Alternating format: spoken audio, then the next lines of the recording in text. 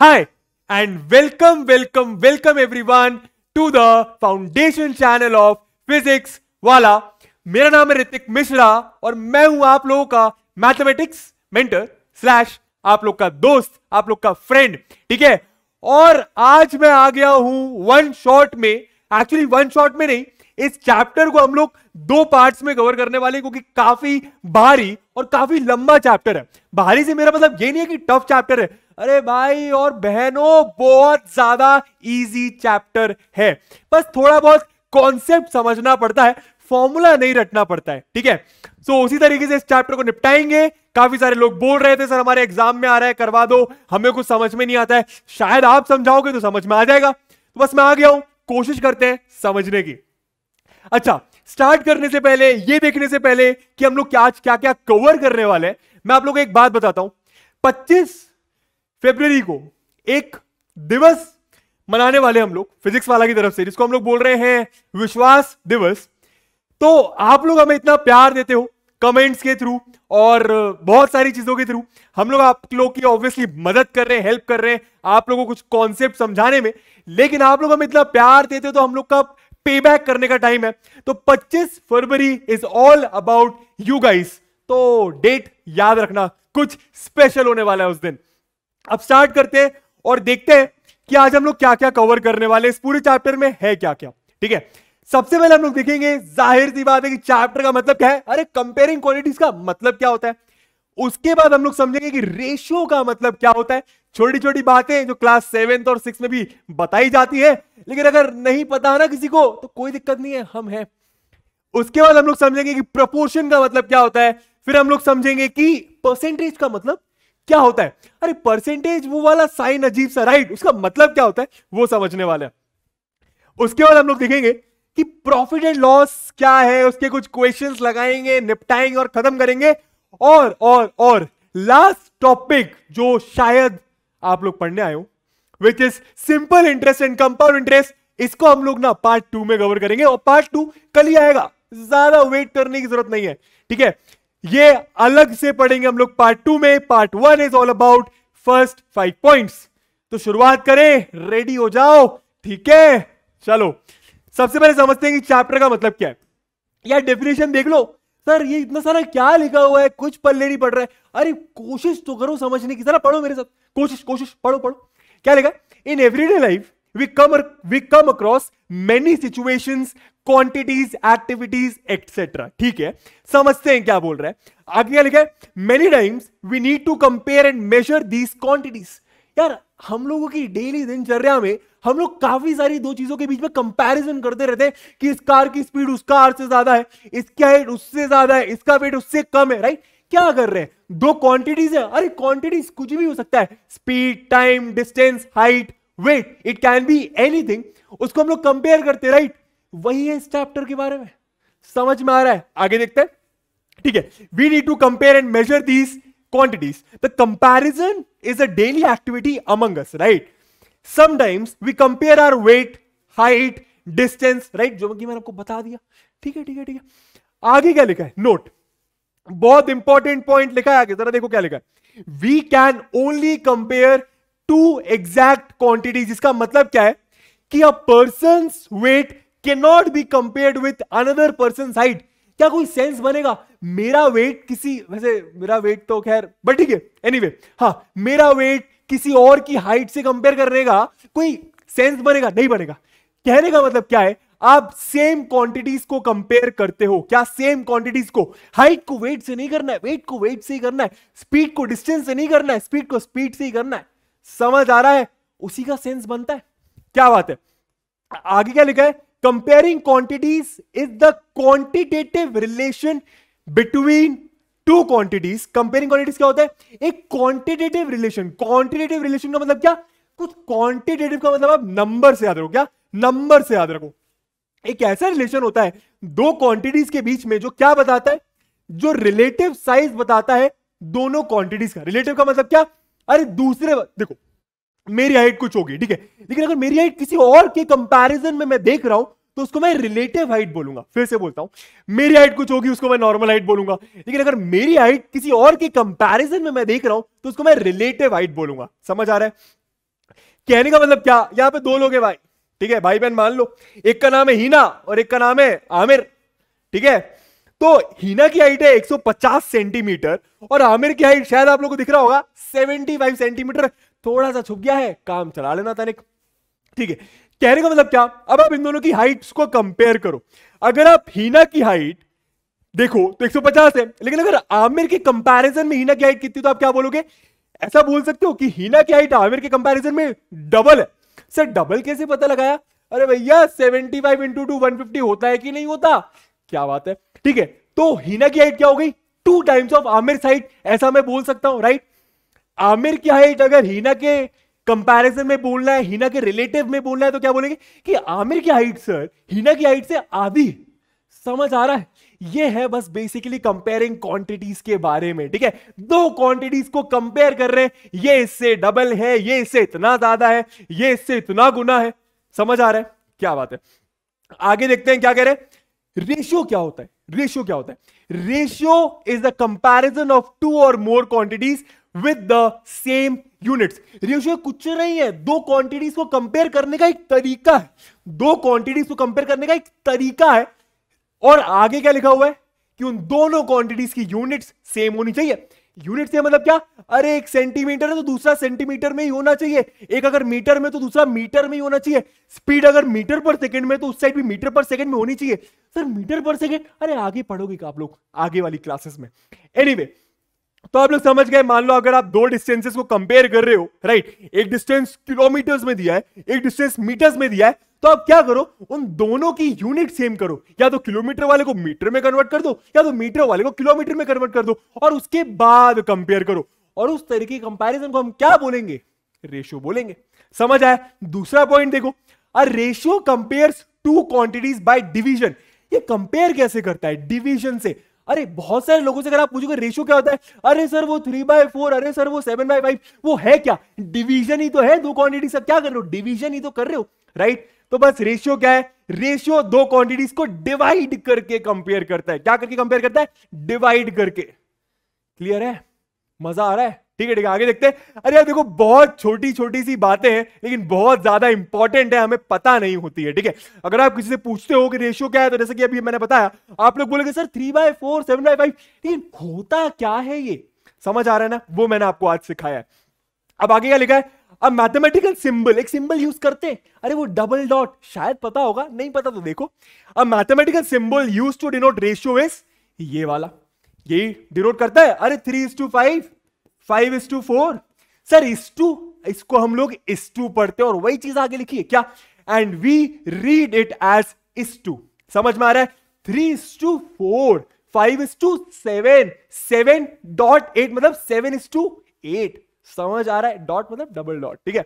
क्या बात है, एग्जांपल देख लेते हैं, जैसे कि 3:5 है, 3:5 से डरने की जरूरत नहीं है। 3:5 का मतलब क्या होता है, अरे 3/5 ही होता है। क्लियर है, जिसमें हम लोग 3 जो ऊपर वाला होता है, जो न्यूमरेटर होता है, उसको हम लोग फर्स्ट टर्म भी कह सकते हैं, और जो नीचे होता है उसको हम लोग सेकेंड टर्म भी कह सकते हैं।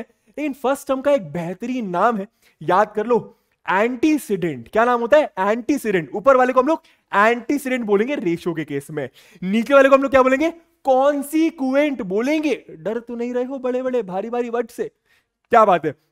एंटीसीडेंट और कॉन्सिक्वेंट, आई होप आप लोग को बातें समझ में आ गई होगी। रेशियो क्या होता है, दो क्वांटिटीज को कंपेयर करने का तरीका होता है बाय डिवीजन, बाय डिवीजन। समझ आया।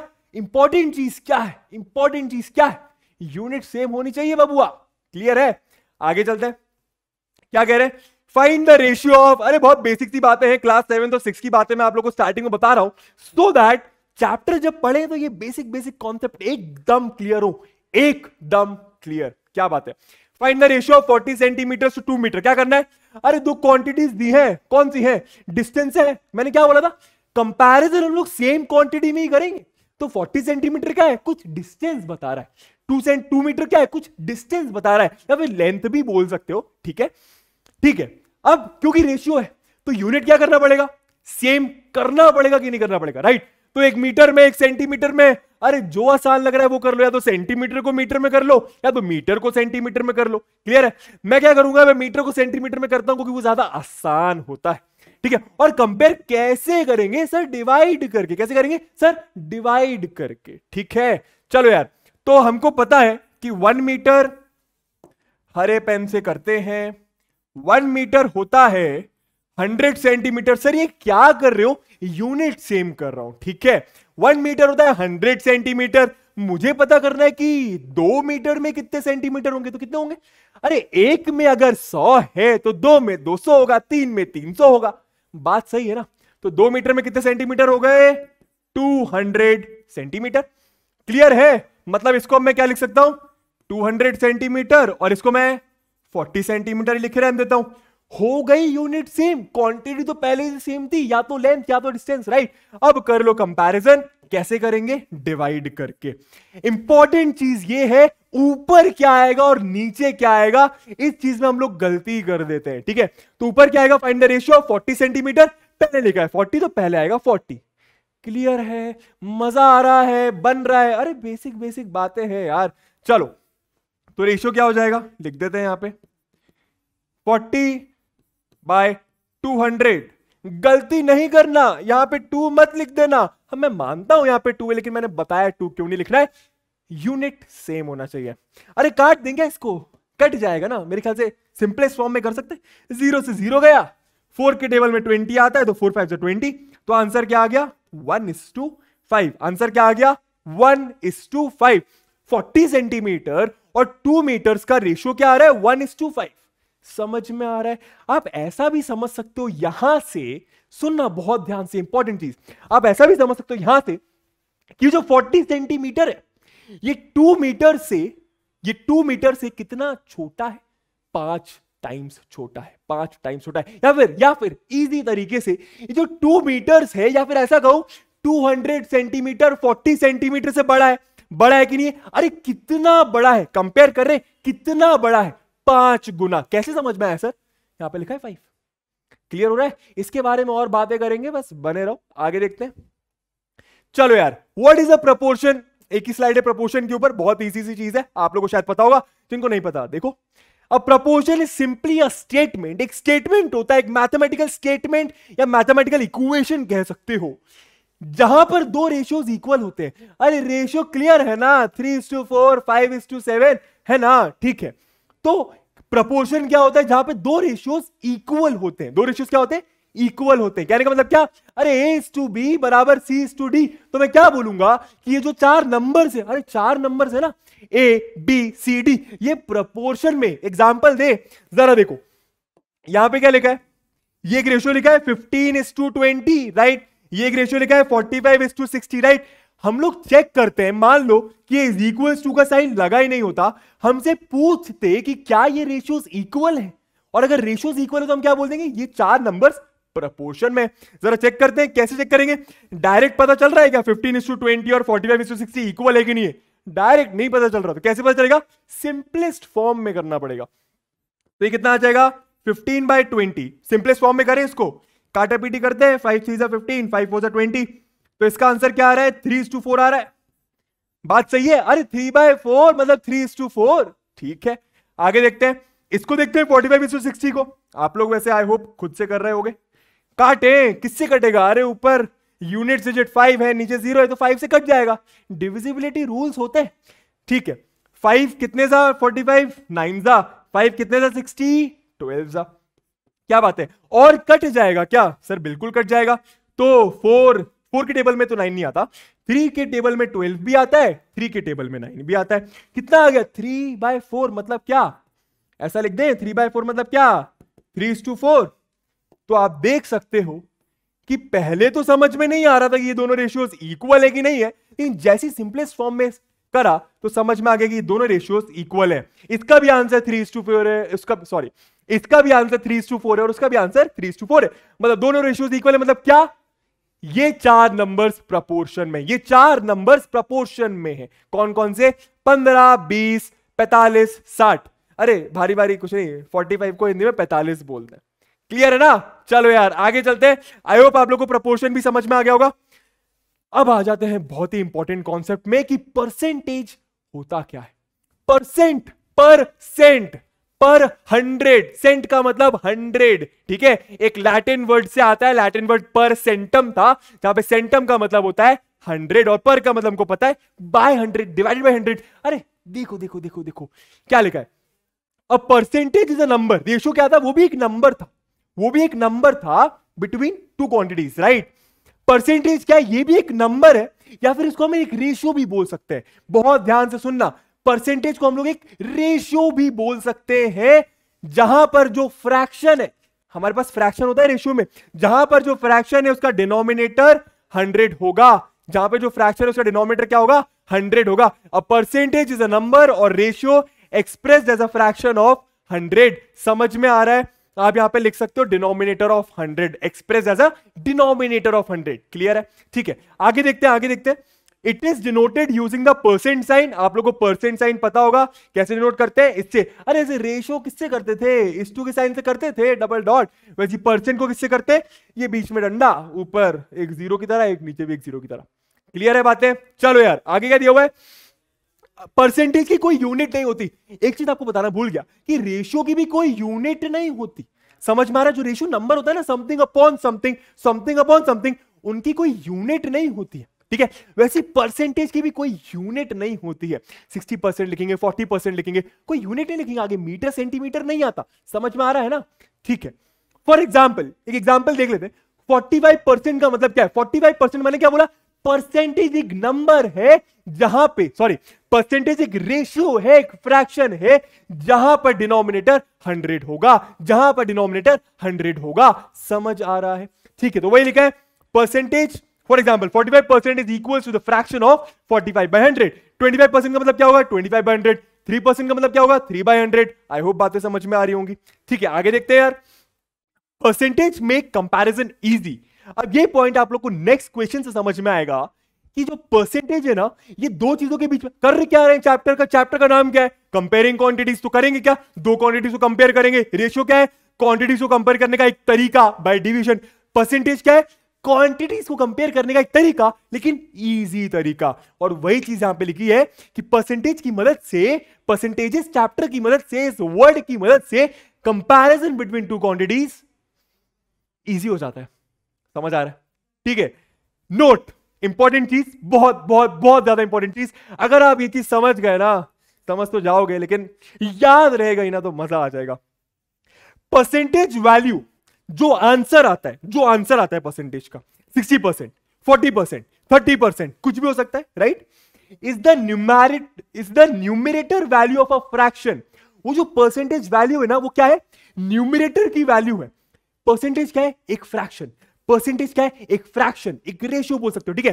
तो जो परसेंटेज का आंसर आता है ना, वो न्यूमरेटर वैल्यू होती है। 60% मतलब क्या, वो जो 60 है वो न्यूमरेटर है उस फ्रैक्शन का, वो जो 60 है वो न्यूमरेटर है उस फ्रैक्शन का, जहां पर डिनोमिनेटर क्या है, क्लियर, परसेंट है तो पर 100। समझ आ रहा है, फिर से बोलता हूं, 40% मतलब क्या, 40/100। तो 40% का जो 40 है वो क्या बता रहा है कि वो न्यूमरेटर है, फ्रैक्शन का न्यूमरेटर है। समझ आ रहा है, वही चीज लिखी हुई है, percentage value is the numerator value of a fraction when the denominator is expressed as 100, when the denominator is expressed as 100। समझ आ रहा है, इसके बारे में भी और आगे बात करेंगे, बस बने रहो और क्लियर होंगी बातें। यहां पे एग्जांपल देखो, यहां पे एग्जांपल देखो, जो लास्ट पॉइंट लिखा था ना, इंपॉर्टेंट नोट, वो यहां से क्लियर हो जाएगा। There are 5 oranges. कितने ऑरेंजेस है, अरे 5 संतरे हैं, ठीक है। आउट ऑफ 25 फ्रूट्स, और टोटल फ्रूट्स कितने, 25। कुछ एप्पल होगा, कोई कुछ होगा, कोई कुछ होगा। इंपॉर्टेंट क्या है, 5 संतरे हैं 25 में से, ठीक है। सो परसेंटेज ऑफ, सॉरी, अगर मुझे परसेंटेज निकालना है ऑरेंजेस का, क्या निकालना है, परसेंटेज। इसको जरा भूल जाओ क्या लिखा हुआ है, लेकिन सुनना बहुत ध्यान से। अगर आप इन दोनों क्वांटिटीज को कंपेयर करो, भाई ये भी फ्रूट है, ये भी फ्रूट है, तो कंपेयर कर सकता हूं, राइट। कंपेयर कैसे करेंगे, ऐसे ही करेंगे, रेशियो फॉर्म में। रेशियो क्या आएगा, ratio of oranges to fruits, sorry, ratio किसका निकालना है, number of oranges, number of oranges upon number of fruits. दो क्वांटिटी से कंपेयर कर रहा हूं, टोटल फ्रूट्स और ऑरेंजेस कितने, टोटल फ्रूट्स और ऑरेंजेस कितने, नंबर ऑफ या फिर ऐसा लिख दो इसको इजी फॉर्म में, टोटल नंबर ऑफ, अरे भैया मिट काहे गए,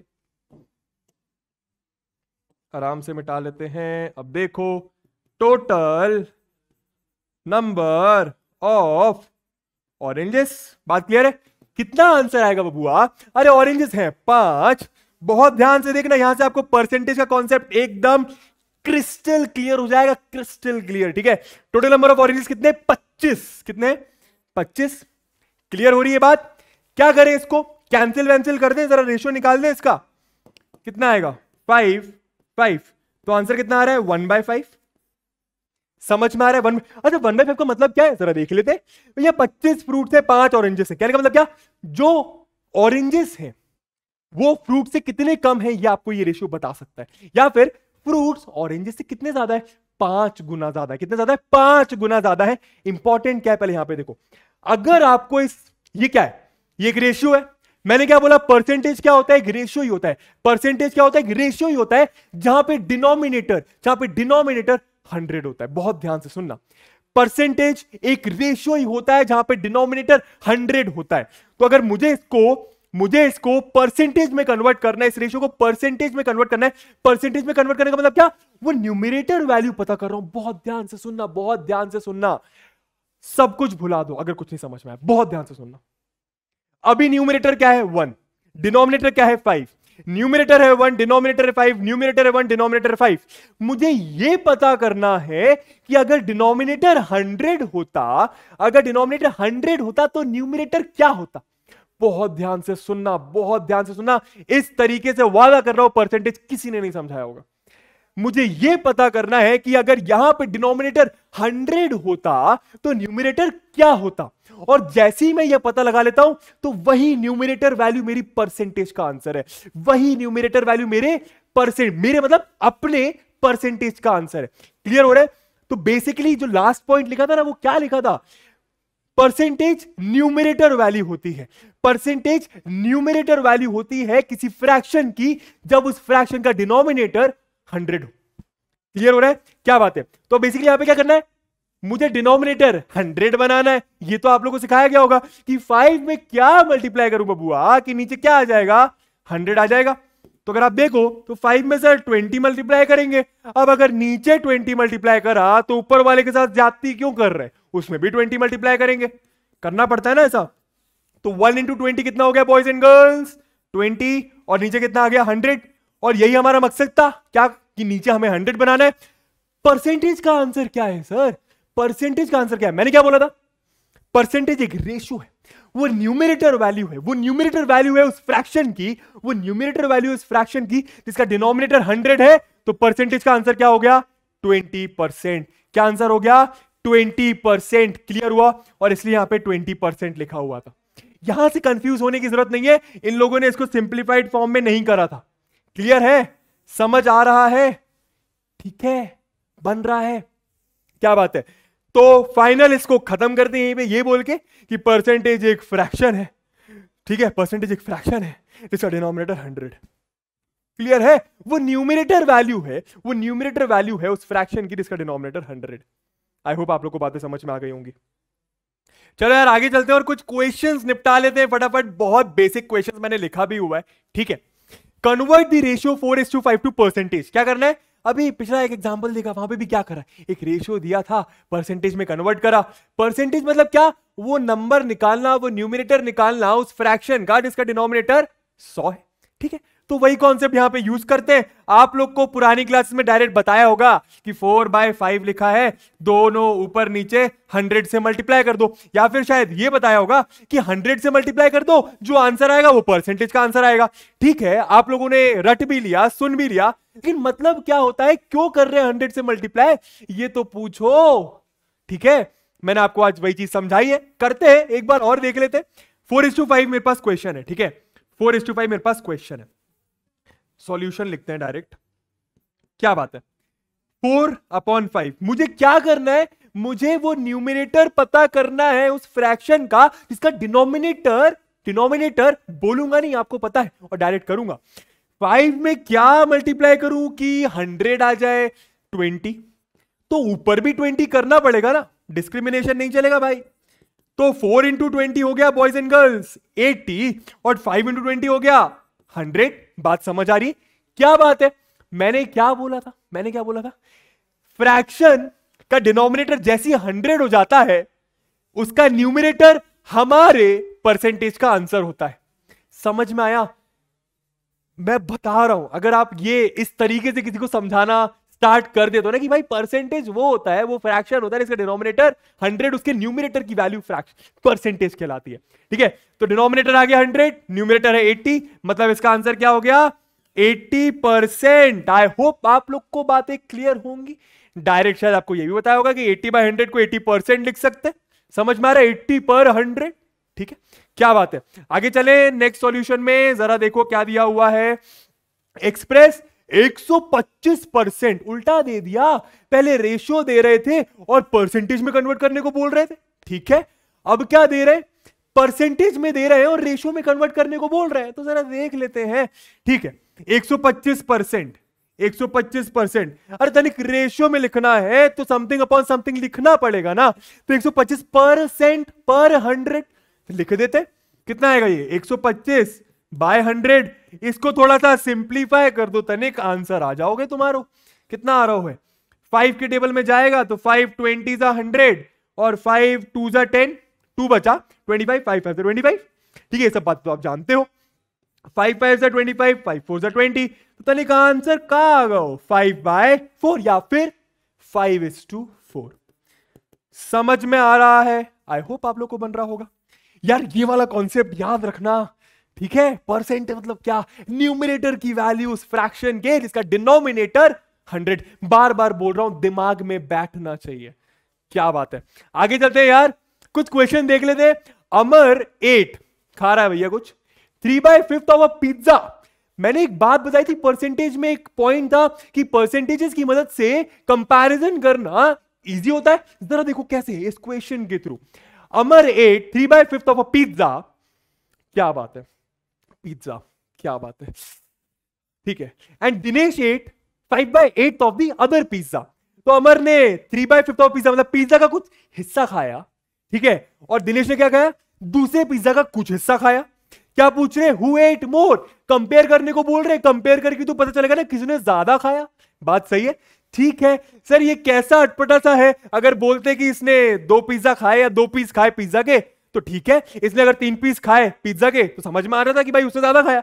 ये क्या अजीब सा फ्रैक्शन दिया हुआ है, कैसे बताएं कि कौन सा बड़ा है। मैं बताता हूं कैसे बताएं। इसको हम लोग परसेंटेज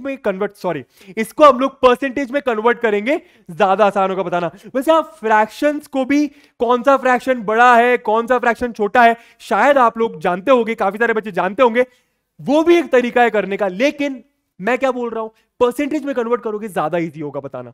चलो देखते हैं। 3/5 पिंक से नहीं करेंगे, हमें हरा अच्छा लगता है, तो 3/5 रेशियो है। ठीक है, परसेंटेज में कन्वर्ट करना है तो क्या करना पड़ेगा, 3/5 नीचे 20 से मल्टीप्लाई, ऊपर भी 20 से मल्टीप्लाई, जबरदस्ती है। ठीक है, 3 × 20 हो गया 60 और नीचे कितना आ गया 100, तो इसका आंसर कितना आ गया 60% आ गया। ठीक है, क्या बात है। 5/8 को देखते हैं भाई। 5/8 क्या करना पड़ेगा, नीचे सर 100 बनाना है, तो 8 में ऐसा क्या मल्टीप्लाई करेंगे कि 100 आए। ऐसा कोई नंबर है क्या हमारे पास, शायद नहीं है, तो फिर क्या करें। डरने की जरूरत नहीं है, बताता हूं। देखो क्या करो, देखो भाई यहां पे आप 100 से मल्टीप्लाई कर लो, नीचे भी आप 100 से मल्टीप्लाई कर लो। ठीक है, कोई कर सकते हैं ना, ऊपर भी 100 नीचे भी 100। ठीक है, और अब क्या करो, इसको सॉल्व कर लो, इसको सॉल्व कर लो। ठीक है, जरा करते हैं सॉल्व, जरा देखिए बहुत आराम से। 2 4 8, पहले इसको मिटा देते हैं, अच्छा लगेगा। ठीक है, 2 4 8, 2 50 100। ठीक है, इस 100 को नीचे ही रहने दे रहा हूं। क्यों सर, इसको काट क्यों नहीं रहे हो, क्योंकि मुझे फ्रैक्शन में नीचे 100 चाहिए। समझ में आ रहा है, 8 में क्या मल्टीप्लाई करें कि 100 आ जाए, ये तो नहीं पता। लेकिन मैंने क्या करा, नीचे खुद से 100 लगा दिया, और अब ये जो 8 है इसको काट दूंगा। कैसे काट रहा हूं देखो, 2 2 4, 2 25 50, कितना आ गया 5 × 25/2, 5 × 25/2, और यहां पे नीचे था 100 को नहीं छेड़ने का बॉस। ठीक है, 5 × 25 हो गया 125/2, नीचे 100 को नहीं छेड़ने का बॉस। क्या बात है, 125.2 क्या होगा, कुछ पॉइंट में आंसर आएगा, दिक्कत नहीं है, कर लेते हैं। 2 1 जा 2 6 जा 2 2 जा 4, 62.5। ठीक है, तो आंसर क्या आ गया, 62.5 डिवाइडेड बाय 100 मतलब क्या, परसेंटेज, मतलब न्यूमरेटर की वैल्यू जिसका डिनोमिनेटर 100 हो। तो आंसर क्या आ गया, 62.5%। अब आपको देख के समझ आ रहा होगा ना कि कौन सा बड़ा है, किसने ज्यादा खाया, इसने ज्यादा खाया। किसने भाई, दिनेश भाई साहब ने। समझ में आ रहा है, चलो यार आगे चलते हैं।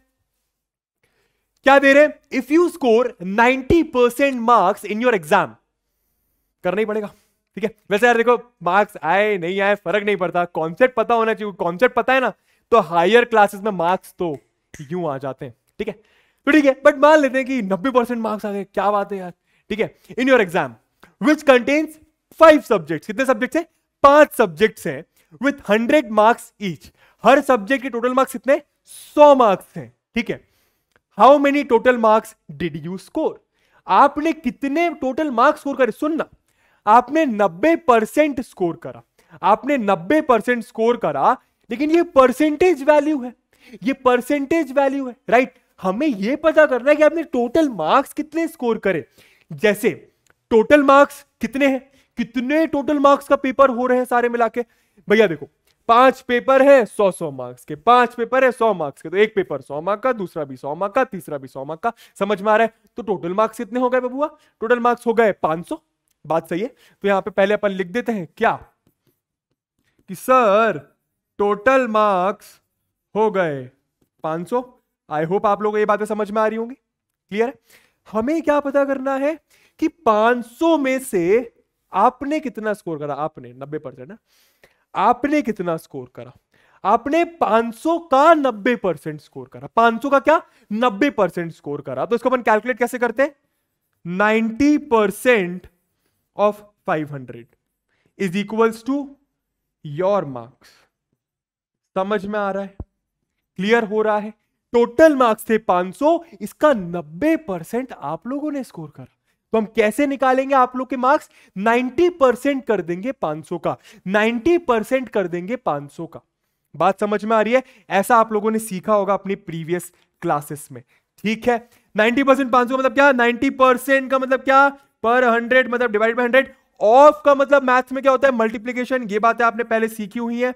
इज इक्वल्स टू आपके मार्क्स लिख देते हैं यहां पे, एम फॉर योर मार्क्स। ठीक है, सॉल्व करते हैं भैया, 0 से 0, 0 से 0, अरे मतलब ये वाले 0 से 11 0 नहीं, इसके 2 0 से इसके 2 0 गए। ठीक है, क्या बात है, आगे देखते हैं, इल्लो से करते हैं। तो 90 इंटू 5 बचा, 9 इंटू 5, बहुत सारे बच्चे ऐसे करेंगे, 90 इंटू 5 को जाके बगल में सॉल्व करेंगे। अरे नहीं भैया, 90 इंटू 5, 0 को छोड़ दो, जाने दो, बाद में लगा देंगे। 9 इंटू 5 होता है 45, बगल में जाने की जरूरत ही नहीं पड़ी, और 0 लगा दो, तो कितना हो गया 450। तो आप लोग के टोटल मार्क्स कितने आ रहे हैं, 450 आ रहे हैं आउट ऑफ 500। बात समझ आ गई। तो अगर आप लोगों ने 500 मार्क्स का अगर टोटल पेपर ऐसे होते हैं, 90% स्कोर करा, तो टोटल मार्क्स आप लोग के 450 आए होंगे सारे सब्जेक्ट से कैलकुलेट करके। क्लियर हो रही है बातें, बस वही निकालने को बोला था। इन अ सर्वे, अगेन आई एम रिपीटिंग, ये क्वेश्चन आप पहले भी कर चुके हो, लेकिन जिसको नहीं आता देख लो, कोई दिक्कत नहीं है। ठीक है, इन अ सर्वे ऑफ 50 स्टूडेंट्स, सर्वे मतलब क्या, 50 स्टूडेंट से कुछ बातचीत करी होगी। ठीक है, 80% ऑफ स्टूडेंट लाइक साइंस, उनसे पूछा गया होगा उनको कौन सा सब्जेक्ट पसंद है, तो 80% लोगों ने बोला कि हमें साइंस पसंद है। ठीक है, हमें ये नहीं बता रहे कि 50 में से कितने नंबर ऑफ स्टूडेंट्स ने बोला कि उनको साइंस पसंद है, हमें ये बता रहे हैं परसेंटेज में कि कितने लोगों ने बोला कि उनको साइंस पसंद है। कितने लोगों ने बोला, 80% लोगों ने बोला। एंड 20% ऑफ स्टूडेंट्स, बचे हुए 20, यार टोटल 100% होता है, तो 80% को साइंस पसंद है, 20% को कुछ आर्ट्स पसंद है। क्या बात है। How many numbers of student liked science, आराम से क्वेश्चन रीड कर लो, मैं नीचे झुक जाता हूं, पहले खुद से सोचना है, क्योंकि खुद से बनता है तो मैं क्या बोलता हूं, फीलिंग अलग है, मजा अलग आता है। ठीक है, हमसे पूछा है, मैं ये मान के चल रहा हूं दोस्तों कि आप लोगों ने मुझे धोखा नहीं दिया होगा, पॉज करके खुद से ट्राई करने की कोशिश करी होगी। ठीक है, हमसे पूछ रहे कि how many number of student liked science, how many number of student like science, बार बार मन में बोलो, बैठा लो, कुछ ना कुछ समझ में आएगा।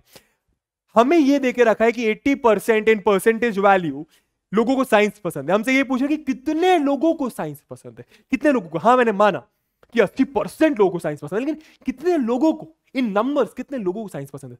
तो भैया टोटल है 50, है ना। टोटल स्टूडेंट्स कितने हैं, टोटल है 50 स्टूडेंट्स। बात क्लियर है। 50 स्टूडेंट्स का 80% अगर मैं कर देता हूं, क्या कर देता हूं 80%, और वो कैसे करेंगे 80, यहां पे 80% of total students, 80% of total students is equals to क्या, number of students that like science. यहां पे डायरेक्ट साइंस लिख रहा हूं, आप लोग समझ जाना। कर दे तो 80% मतलब क्या 80/100, ऑफ का मतलब क्या मल्टीप्लीकेशन। टोटल स्टूडेंट्स कितने हैं सर 50 इज इक्वल टू कितना आ गया, साइंस लिख दो यहां पे। क्लियर है, साइंस। स्टूडेंट्स कंफ्यूज नहीं हो जाना, क्या बात है। 0 से 0 गया, 0 से 0 गया, क्या बचा 8 5 जा 40, तो आंसर क्या आ गया 40। आई होप आप लोगों को बातें समझ में आ गई होंगी कि परसेंटेज वैल्यू में 80% लोगों को साइंस पसंद था एक सर्वे में, लेकिन इन टर्म्स ऑफ नंबर्स वो 80% कितना है 40 लोग, 40 स्टूडेंट्स को साइंस पसंद था 50 में से, और बचे हुए कितने 10 उनको आर्ट्स पसंद था। आगे चलते हैं, क्या कह रहे हैं 72% ऑफ 25 स्टूडेंट्स, 72% किसका ले रहे हैं, मैंने क्या बोला आराम से। अगर मैं भूल जाऊं आप लोग को बताना कि पॉज करना है, तो इसका मतलब ये नहीं कि आप नहीं करोगे, देखते रहोगे, नहीं नहीं करना है, ठीक है, क्योंकि मेन मकसद क्वेश्चन करने का है, मजे करना है, लेकिन मेन पर्पस नहीं भूलना है। 72% ऑफ 25 स्टूडेंट्स, 25 स्टूडेंट्स का 72%, 25 स्टूडेंट्स का 72% आर इंटरेस्टेड इन मैथमेटिक्स, ठीक है। 25 स्टूडेंट्स में से कुछ students in terms of percentage वो स्टूडेंट्स है 72% उनको मैथ्स पसंद है, जैसे कि मैं इन 25 में होऊंगा। How many are not interested in mathematics, तो पहले आप लोग बताओ ऐसे कितने लोग हैं वहां पे जो इस वीडियो को देखने के बाद भी ये बोलेंगे कि मैथमेटिक्स में मजा नहीं आता है सर, बकवास सब्जेक्ट है, बताना जरूर, ठीक है। बट एनीवे कितने स्टूडेंट्स हैं जिनको मैथमेटिक्स नहीं पसंद है, गलती नहीं करना जल्दबाजी में कि ये पढ़ लिया, नॉट नहीं पढ़ा, नॉट इंटरेस्टेड इन मैथमेटिक्स, ठीक है। 25 में से जाहिर सी बात है कुछ होंगे जिनको मैथमेटिक्स नहीं पसंद है, ठीक है। कितने होंगे हमें ये पता करना है, तो पहले ये तो पता कर लूं कि 25 में से कितनों को मैथ्स पसंद है, सर वो तो पता है परसेंटेज में, लेकिन हमें नंबर वैल्यू पता करना है, तो जल्दी से कर लेते हैं। अब मैं थोड़ा सा डायरेक्ट करूंगा, क्या 72% of 25 students, 72% of 25 students is equals to interested in mathematics. तो यहां पे लिख देता हूं मैथमेटिक्स, ठीक है, मैथमेटिक्स।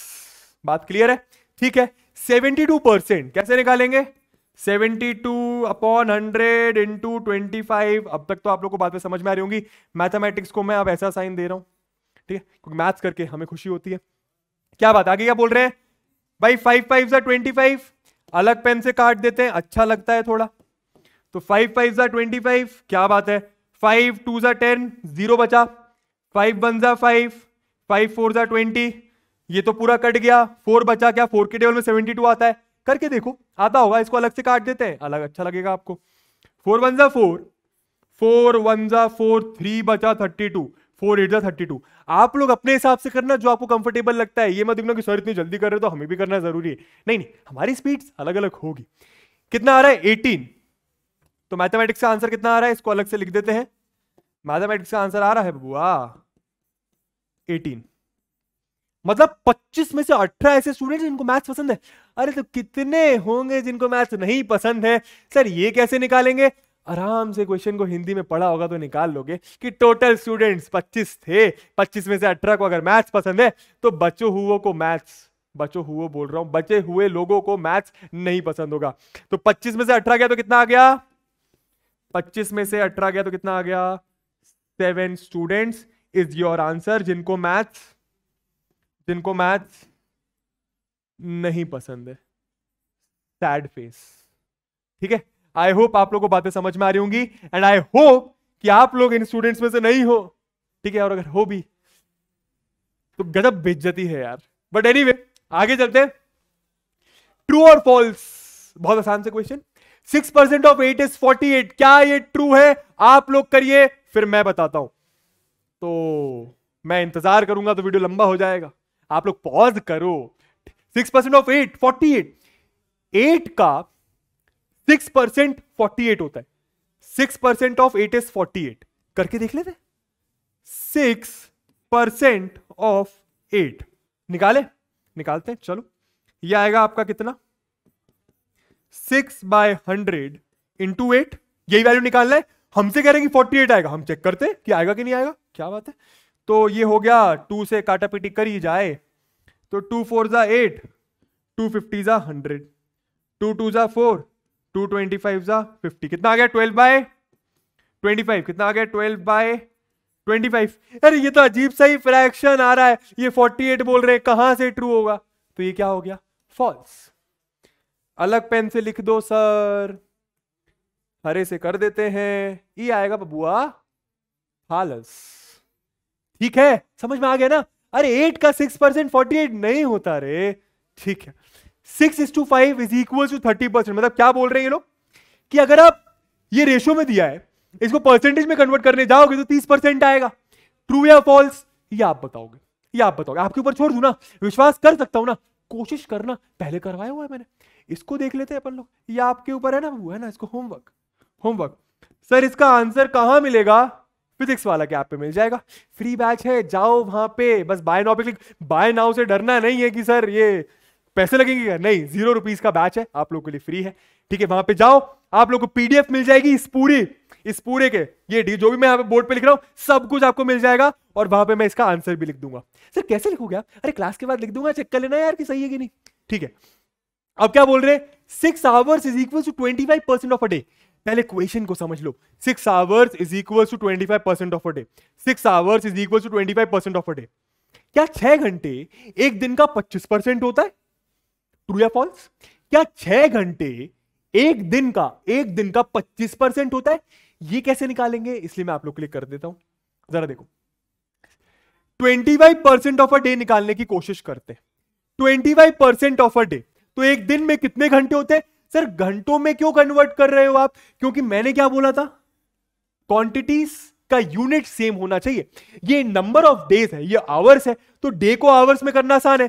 तो एक दिन में कितने घंटे, सर एक दिन में, वन डे में 24 आवर्स होते हैं। बात सही है। तो 25% ऑफ अ डे निकालना है। 25% ऑफ अ डे निकालना और चेक करना है कि 6 आएगा कि नहीं। तो निकाल के देख लेते हैं। 25% ऑफ अ डे चेक करते हैं, देखते हैं क्या आएगा। तो 25% ऑफ अ डे मतलब क्या, 25% ऑफ 24 आवर्स कह सकता हूं। सर 24 क्यों, एक दिन में 24 घंटे होते हैं। आवर्स में क्यों कन्वर्ट करा, मैंने समझा दिया, क्योंकि ये आवर्स में दिया हुआ है। आगे सॉल्व करते हैं, कैसे आएगा ये। 25% मतलब क्या है, 25/100 इंटू 24 इज इक्वल्स टू, निकाल के देखते हैं, सॉल्व करिए। 5 5 जा 5 20 जा 5 1 जा 5 4 जा, ई वाला तो पूरा कट गया, 4 1 जा 4 6 जा, आ गया बबुआ 6 आंसर। सर नीचे 1 है, उसको ऐसे, अरे यार 6/1 6 ही होता है। ठीक, 6 आ गया, तो 6 आवर्स। हाँ, तो एक दिन का 25% 6 घंटा होता है। एक दिन का 25% 6 घंटा होता है, विच मीन्स कि ये ट्रू है। क्लियर है, इसका आंसर मिल जाएगा। चलो यार आगे चलते हैं, क्या कह रहे हैं। Questions on increase and decrease percent. थोड़ा सा टॉपिक चेंज करते हैं। परसेंटेज समझ गए, रेशियो समझ गए, प्रोपोर्शन समझ गए। अब चलते हैं कुछ क्वेश्चंस में, काफी अच्छी पीपीटी लग रही है मेरे को, on increase and decreasing percentage. जरा देखो क्या मतलब है इसका। देखो, the price of a scooter was ₹34,000 last year. एक स्कूटर होगा, ठीक है, उसका प्राइस, उसकी वैल्यू 34,000, 34 को हिंदी में 34 बोलते हैं, 34,000 लास्ट ईयर, पिछले साल 34,000 थी। It has increase by 20% this year. पहले आप लोग ट्राई करोगे। It has increase by 20% this year. 20% से इस साल स्कूटर की प्राइस बढ़ गई। 20% से बढ़ गई। कितने परसेंट से, 20% से। ये नहीं बताया कि 2,000 बढ़ गई, कि 3,000 बढ़ गई, कि 4,500 बढ़ गई, कि 10,000 बढ़ गई। ये नहीं बताया। क्या बताया, परसेंटेज कितना बढ़ा है वो बताया। कितना बढ़ा है, 20%। मैंने अपनी जीभ काट ली, बट एनीवे 20% बढ़ा है। क्या पूछ रहे हैं, what is the price now. पिछले साल का प्राइस था 34,000, हमसे पूछ रहे हैं कि इस साल का प्राइस कितना है बढ़ने के बाद।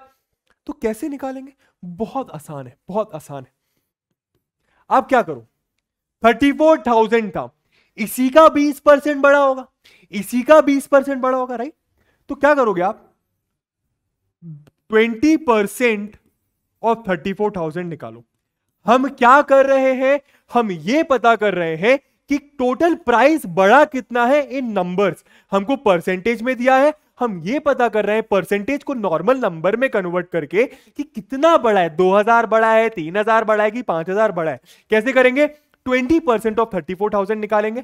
कितना आ जाएगा ये आ जाएगा 20। आई होप अब आप लोगों को ये बातें तो समझ में आ रही होंगी। 20/100 लिखा, ऑफ का मतलब मल्टीप्लीकेशन, इसको लिखा 34,000। सॉल्व करें, चलो 2 0 से 2 0 गए। 20 इंटू 340, बगल में नहीं जाना रे, क्या करना है, 0 को छोड़ दो। 34 इंटू 2 कितना होगा, 68। कितना होगा, 68। आराम से आप लोग कर लो, अगर आप लोग को बगल में करना है तो। ये आ गया 68। सर 0 का क्या करें, 0 लगा दो यहां पे, 6800। तो मैंने क्या करा, बेसिकली मैंने ये जो 20% बढ़ा है ना, मैंने ये पता कर लिया कि कितना प्राइस बढ़ा है। परसेंटेज को मैंने नॉर्मल नंबर में कन्वर्ट कर लिया, ठीक है। कितना बढ़ा है, 6800। कितना बढ़ा है, 6800। तो पिछले साल था, अब आप लोग ये बात समझ गए होंगे क्या, पिछले साल था इतना, इस साल कितना हो जाएगा। न्यू वैल्यू आप क्या कर सकते हो, न्यू वैल्यू या फिर new price is equals to old value plus increased value. कुछ इंक्रीज हुआ ना, बड़ा है ना, इंक्रीज्ड वैल्यू आप ऐसा लिख सकते हो।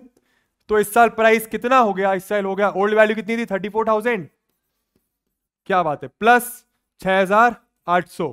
कितना आंसर आएगा, 34,000 प्लस 6,800 का, 34,000 प्लस 6,000 होता है 40,000। ये हो गया आपका 40,800।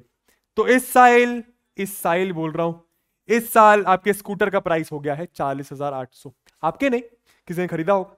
आगे चलते, अपने को क्या है, क्या बोल रहे हैं, ऑन संडे भैया, है ना, छुट्टी का दिन, 845 people went to the zoo.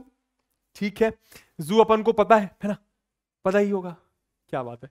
On Monday only 169 people went. जाहिर सी बात है, छुट्टी के दिन ज्यादा लोग जाएंगे, और मंडे जो कि सबसे ज्यादा काम करने वाला दिन होता है, उस दिन कम लोग जाएंगे। तो मंडे को गए इतने, संडे को गए इतने। What is the percentage decrease in the people. सुनो, ध्यान से सुनो, क्वेश्चन नहीं समझ में आया ना, एक बार रीड करके, तो टीचर से नहीं पूछना कि मैम नहीं समझ में आया, सर नहीं समझ में आया, नहीं, गलती करते हो आप यहां पे। आप कोशिश करो, 5 बार रीड करो, 10 बार रीड करो, फिर नहीं समझ में आए तो मुझसे पूछो या किसी टीचर से पूछो। समझ आ रहा है, आराम से रीड करो, अपना टाइम लो, पॉज करो, मैं आगे चलता हूं जिनको नहीं समझ में आया उनके लिए। What is the percentage decrease in the number of people visiting the zoo on Monday? What is the percentage decrease in the number of people visiting the zoo on Monday? What is the percentage decrease in the number of people visiting the zoo on Monday? हमको ये पता है कि 845 से लोग कम होके 169 हो गए। अगर मैं आप लोगों से बोलूं कि कितने लोग कम हो गए, तो कैसे पता करेंगे, कितने लोग कम हो गए कैसे पता करेंगे। सर जितने संडे को गए थे और जितने मंडे को गए थे माइनस कर दो, निपटा दो, तो आ जाएगा। तो क्या करेंगे बेसिकली हम लोग, ओके 845 माइनस 169 करूं, कितना आएगा ये, 845 माइनस 169 कितना हो गया, सॉल्व कर लो इसको आप बगल में। 845 माइनस 169 15 है ना, 15 में से 9 गया 6, ये हो गया 3 का हो गया 13 में से 6 गया 7, ये हो गया 7 में से 1 गया 6। आई होप मैं सही कर रहा हूं, 676 कितना आ गया, 676। तो इतने कम लोग गए, कितने गए, इतने कम लोग हो गए। ठीक है, समझ में आ रहा है ना, मंडे संडे को इतने गए थे, मंडे को इतने गए, तो इतने लोग कम हो गए। हमसे क्या पूछा है, हमसे ये नहीं पूछा कि कितने कम हो गए, कितने कम हो गए ये नहीं पूछा, हमसे उसी की परसेंटेज वैल्यू पूछी। क्या पूछिए, उसी की परसेंटेज वैल्यू पूछिए। क्या, what is the percentage decrease, और इसी का मतलब होता है परसेंटेज डिक्रीज और इंक्रीज की क्वेश्चन करना। कितने परसेंट लोग कम हो गए, कितने परसेंट लोग कम हो गए, ये नहीं पूछा कि कितने लोग कम हो गए। अगर ये पूछा होता कि कितने लोग कम हो गए तो आंसर होता है 676। ठीक है, हमसे ये पूछा है इन टर्म्स ऑफ परसेंटेज कितने लोग कम हो गए, इन टर्म्स ऑफ परसेंटेज कितने लोग कम हो गए। तो आप इसका एक फॉर्मूला भी लिख सकते हो, या फिर चलो पहले डायरेक्ट बताते हैं। इतने लोग कम हो गए, तो आप लिखो यहां पे 676। कितने में से कम हुए हैं सर? 845 में से। ठीक है, और क्या करो, मल्टीप्लाई बाय 100 कर दो। मल्टीप्लाई बाय 100 क्यों कर रहे हैं? अरे ये रेशियो आया है, हम लोग क्या कर रहे हैं, परसेंटेज में कन्वर्ट कर रहे हैं। तो ऊपर भी 100 मल्टीप्लाई करा, नीचे भी 100 मल्टीप्लाई करा। अरे ऐसा थोड़ी करेंगे कि 845 में कौन सा नंबर मल्टीप्लाई करके 100 आ जाए, वो तो आएगा ही नहीं। तो अब इक्वेशन में मैंने बताया था ना क्या करेंगे ऐसे क्वेश्चंस में, ऊपर भी 100 से मल्टीप्लाई, नीचे भी 100 से मल्टीप्लाई, और सॉल्व किसको करना है, इस 100 को ऐसे ही रहने देंगे, इसको सॉल्व कर लेंगे। समझ में आ रहा है? तो इससे आपको क्या पता चलेगा कि 676 लोग कम हुए, ये तो मैंने माना, कितने परसेंट लोग कम हुए ये आपको यहां से निकल के आ जाएगा। और आप परसेंटेज डिक्रीज का फॉर्मूला भी यहां पे लिख सकते हो। ऐसा लिख लो आप, एक फॉर्मूला होता है परसेंटेज डिक्रीज का, शायद आप लोगों ने पढ़ा भी होगा, is equals to old value minus new value upon old value into 100। समझ में आ रहा है? ये फॉर्मूला आप लोग चाहो तो नोट कर सकते हो। ठीक है, अब देखो मैंने करा क्या था, मैं आपको बताया था जो मैंने करा था, इसको यहां से रिलेट कर देते हैं। ओल्ड वैल्यू कितना था 845, न्यू वैल्यू कितना है 169, तो दोनों को माइनस करना है, दोनों को माइनस करके कितना आया था 676, तो इसलिए मैंने यहां पे क्या लिखा था 676। ओल्ड वैल्यू कितना है 845, तो मैंने नीचे लिखा था 845, और यहां पे क्या मल्टीप्लाइड बाय 100। अरे ये नीचे वाला 100 छुपा होता है, क्यों छुपा होता है? इस 100 को हम लोग छेड़ते नहीं है, इस 100 की जगह वो साइन आ जाता है परसेंटेज का। समझ आ रहा है? तो इसको आप जरा सॉल्व कर लो, कट पीट के कितना आएगा ये आप लोगों के ऊपर मैं छोड़ रहा हूं। ठीक है, इसको सॉल्व करना, बस इसको समझ में आ रहा है? ठीक है, आई होप मजा भी आ रहा होगा। चलो इसका आंसर आप लोग को मिल जाएगा जैसे कि मैंने कहा नोट्स में। ठीक है, चलो आगे चलते हैं। प्रॉफिट एंड लॉस, भारी इक्वेशंस, आज की क्लास का सबसे important topic, profit and loss. मेरे ख्याल से आप लोगों को पता होगा प्रॉफिट का मतलब क्या होता है, लॉस का मतलब क्या होता है, लेकिन उसके पहले कुछ बेसिक टर्म्स का मतलब भी आपको शायद पता होगा, लेकिन रिकॉल कर लेते हैं। कॉस्ट प्राइस का मतलब क्या होता है? ठीक है, the amount at which an article मतलब कुछ भी हो सकता है, बैग हो सकता है, अलमारी हो सकती है, पेंसिल हो सकती है, कोई कपड़ा हो सकता है, कुछ भी हो सकता है। ठीक है, is bought is called the cost price. ठीक है, कितना पैसा लगा, मान लो मैं दुकानदार हूं, मान लो आप शॉपकीपर हो। ठीक है, मुझे कितना पैसा लगा मेरी दुकान में वो माल रखने के लिए, माल को हम आर्टिकल, अरे ऐसे ही बात करते हैं ना। ठीक है, क्या बात है, तो मुझे कितना पैसा, मान लो मैं कपड़े की शॉप चला रहा हूं, मैंने एक कपड़ा लिया, ठीक है, मैंने एक जीन्स ली, ठीक है, उस जीन्स का कितना पैसा लगा मेरे को होलसेल मार्केट से उस जीन्स को खरीदने में। ठीक है, तो वो क्या हो जाएगा, कॉस्ट प्राइस। मतलब मुझे इतना कॉस्ट लगा उस चीज को खरीदने के लिए, अब इसको मैं बेचूंगा। समझ में आ रहा है ना? मेरे को 100 रुपए देने पड़े, 100 रुपए तो क्या, मान लो मुझे 3000 रुपए देने पड़े कोई जीन्स के। ठीक है, तो वो मेरा कॉस्ट प्राइस हो गया। अब मैं इसको बेचूंगा तो जाहिर सी बात है 3000 से ज्यादा में बेचने की कोशिश तो यही रहेगी मेरी, ताकि मैं कुछ प्रॉफिट कमा सकूं, कुछ मुनाफा कमा सकूं। ठीक है, सेलिंग प्राइस क्या होता है, the amount at which an article is sold. मैंने खरीदा, अब मैं बेचूंगा, तो इस बेचने वाले प्राइस को, इस बेचने वाली प्राइस को हम लोग सेलिंग प्राइस बोलते हैं, और इस खरीदने वाले प्राइस को हम लोग कॉस्ट प्राइस बोलते हैं। खरीदा मतलब क्या, मैं दुकानदार हूं, उस एग्जांपल से सोचना। ठीक है, प्रॉफिट और गेन का मतलब क्या होता है, भैया कुछ मुनाफा, 3000 की जीन्स खरीदी, 3200 में बेची, आराम से 3000 की मैंने जीन्स खरीदी, कॉस्ट प्राइस हो गया 3000, बेची कितने की, 3200 की, मान लो 3200 की मैंने बेची, तो सेलिंग प्राइस कितना हो गया 3200। तो कुछ मुनाफा हुआ ना, कुछ प्रॉफिट हुआ ना, कितने का हुआ सर, ये तो बहुत इजी है सर, 3200 से 300 गया तो 200 बचा सर, आपने 200 रुपए ज्यादा में बेचा, मतलब आपको 200 रुपीज की कमाई हुई है। उसी को हम लोग क्या बोलते हैं, प्रॉफिट या फिर गेन बोलते हैं। समझ में आया? निकालते कैसे हैं, ये फॉर्मूला देखने की वजह से जरूरत नहीं है, नॉर्मली समझो ना भैया, 3000 का खरीदा, 3200 का बेचा, तो कितना प्रॉफिट हुआ सर, माइनस करेंगे दोनों को, किस किस को माइनस कर रहे, selling price minus cost price, selling price minus cost price, 3200 में से 3000 निपटा दिया, तो वही फॉर्मूला लिखा हुआ है कि गेन और प्रॉफिट निकालने का फॉर्मूला होता है selling price minus cost price. समझ में आ रहा है? अगर प्रॉफिट हुआ तो लॉस भी हो जाता है कभी कभी, तो उस केस में क्या करना पड़ेगा, लॉस का फॉर्मूला होता है उल्टा, सीपी माइनस एसपी। अब उल्टा क्यों है मैं बताता हूं आपको। मान लो 3000 की जीन्स खरीदी मैंने, ठीक, बेची कितने की, लॉस हुआ तो कम में ही बेची होगी, राइट। मान लो 2800 की बेची, ठीक है, तो कितने का लॉस हुआ? अब अगर आप इस बार देखो सर 200 का ही लॉस हुआ है, लेकिन इस बार हम लोगों ने क्या करा, सेलिंग प्राइस से कॉस्ट प्राइस को माइनस नहीं करा, कॉस्ट प्राइस से सेलिंग प्राइस को माइनस करा, है ना। कॉस्ट प्राइस था 3000 में खरीदी, सेलिंग प्राइस था 2800 में बेची, 3000 में खरीदी 2800 में बेची, तो 3000 माइनस 2800, 3000 माइनस 2800 मतलब क्या, cost price minus selling price. समझ में आ रहा है? तो लॉस के केस में सीपी माइनस एसपी हो जाता है, CP stands for cost price, SP stands for selling price, and profit के केस में या फिर गेन के केस में selling price minus cost price हो जाता है। ठीक है, अब ये क्या लिखा है, सेलिंग प्राइस की तरफ मुंह खुला हुआ है, तो सेलिंग प्राइस बड़ा होगा कॉस्ट प्राइस से, तो अगर सेलिंग प्राइस मतलब बेचने वाला प्राइस बड़ा है खरीदने वाले प्राइस से, तो जाहिर सी बात है प्रॉफिट होगा। तो वही चीज लिखिए कि then there is a gain, then there is a profit. अगर कॉस्ट प्राइस बड़ा है, कॉस्ट प्राइस की तरफ मुंह खुला है, तो अगर कॉस्ट प्राइस बड़ा है सेलिंग प्राइस से, 3000 का खरीदा, इससे बड़ा है ये कॉस्ट प्राइस 3000, 2800 से बड़ा है, तो लॉस होगा, जाहिर सी बात, यही चीज लिखी हुई है। इंपॉर्टेंट क्या है सर यहां पे, ये सब बात तो शायद आपको पहले से ही पता है, इंपॉर्टेंट क्या है, सुनना।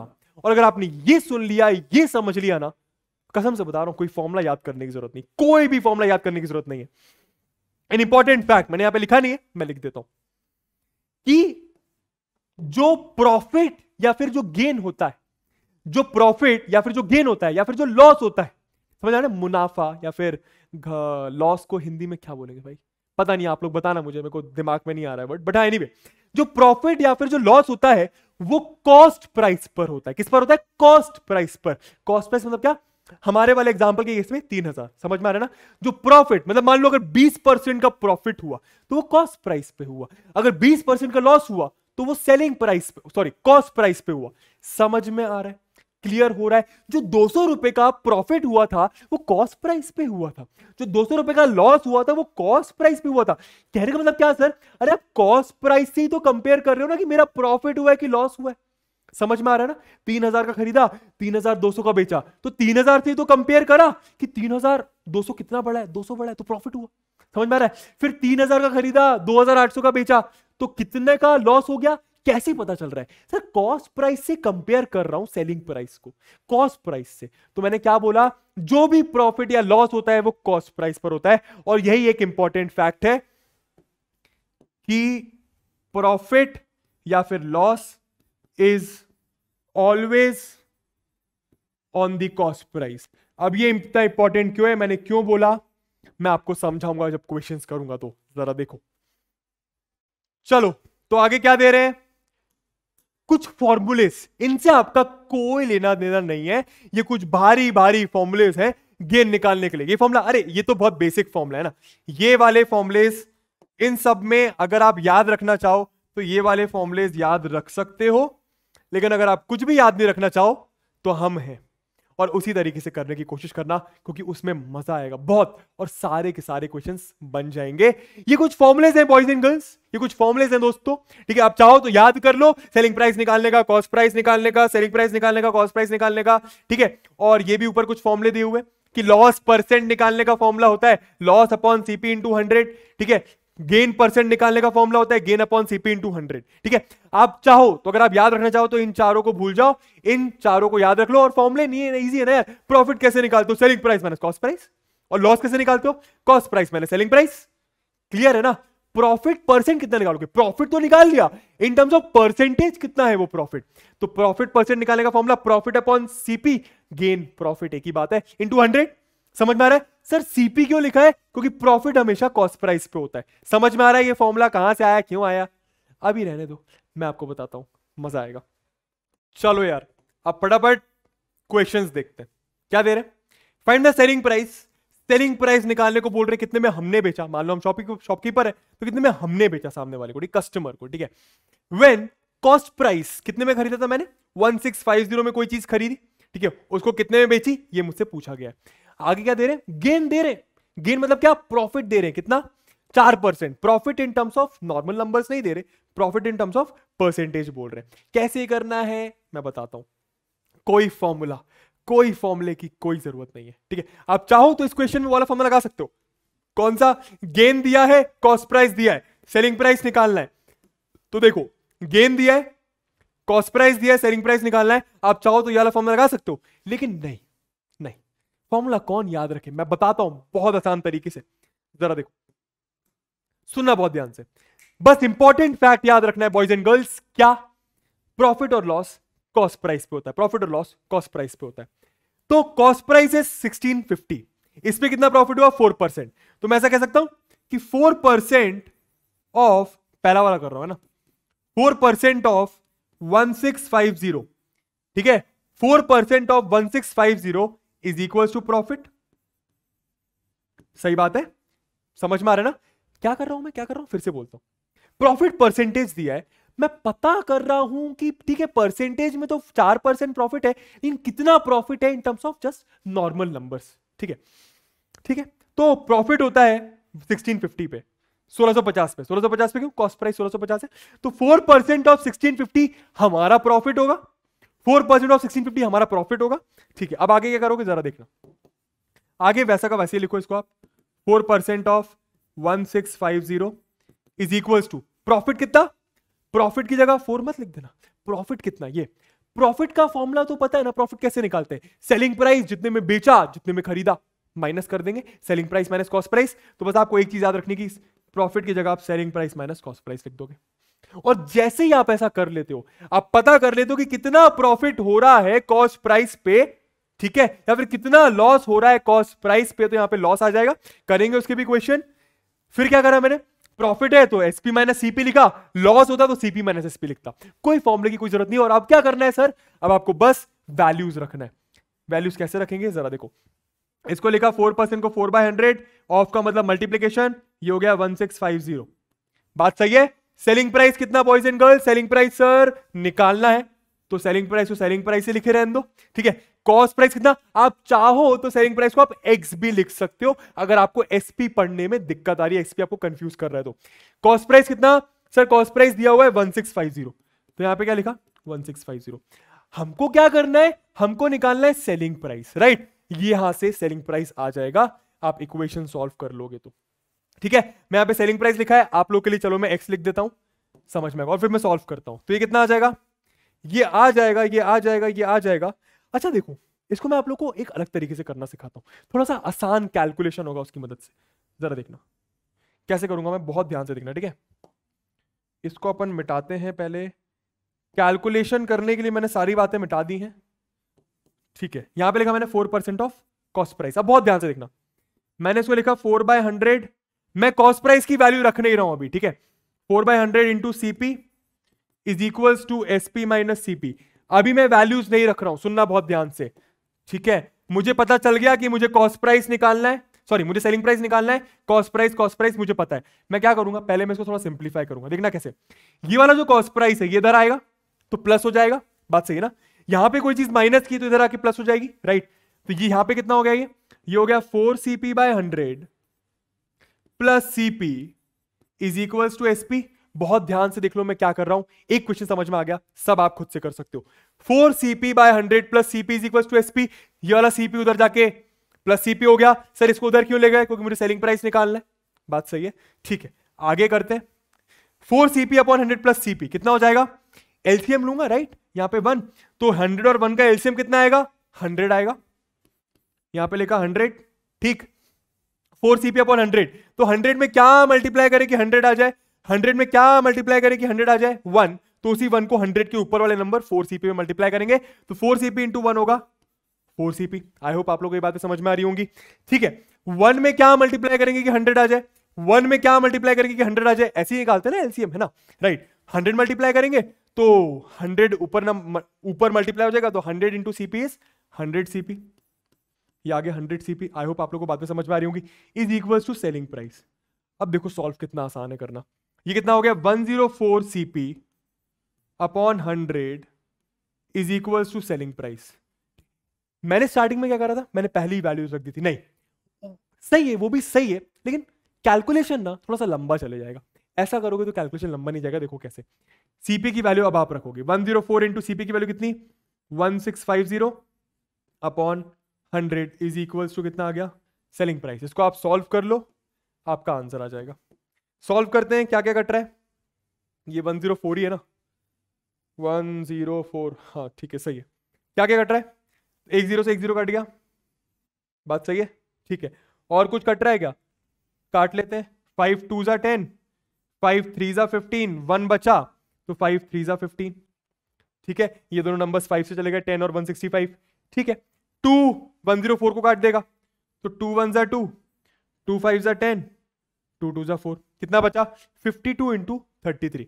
इसको अगर आप बगल में सॉल्व करोगे तो आपका आंसर कितना आएगा, यहां पे कर लेते हैं। 52 इंटू 33, 3 2 जा 6, 3 5 जा 15, 3 2 जा 6, 3 5 जा 15, 6 1 7 1 1 7 1 6। तो आपका सेलिंग प्राइस कितना आ गया?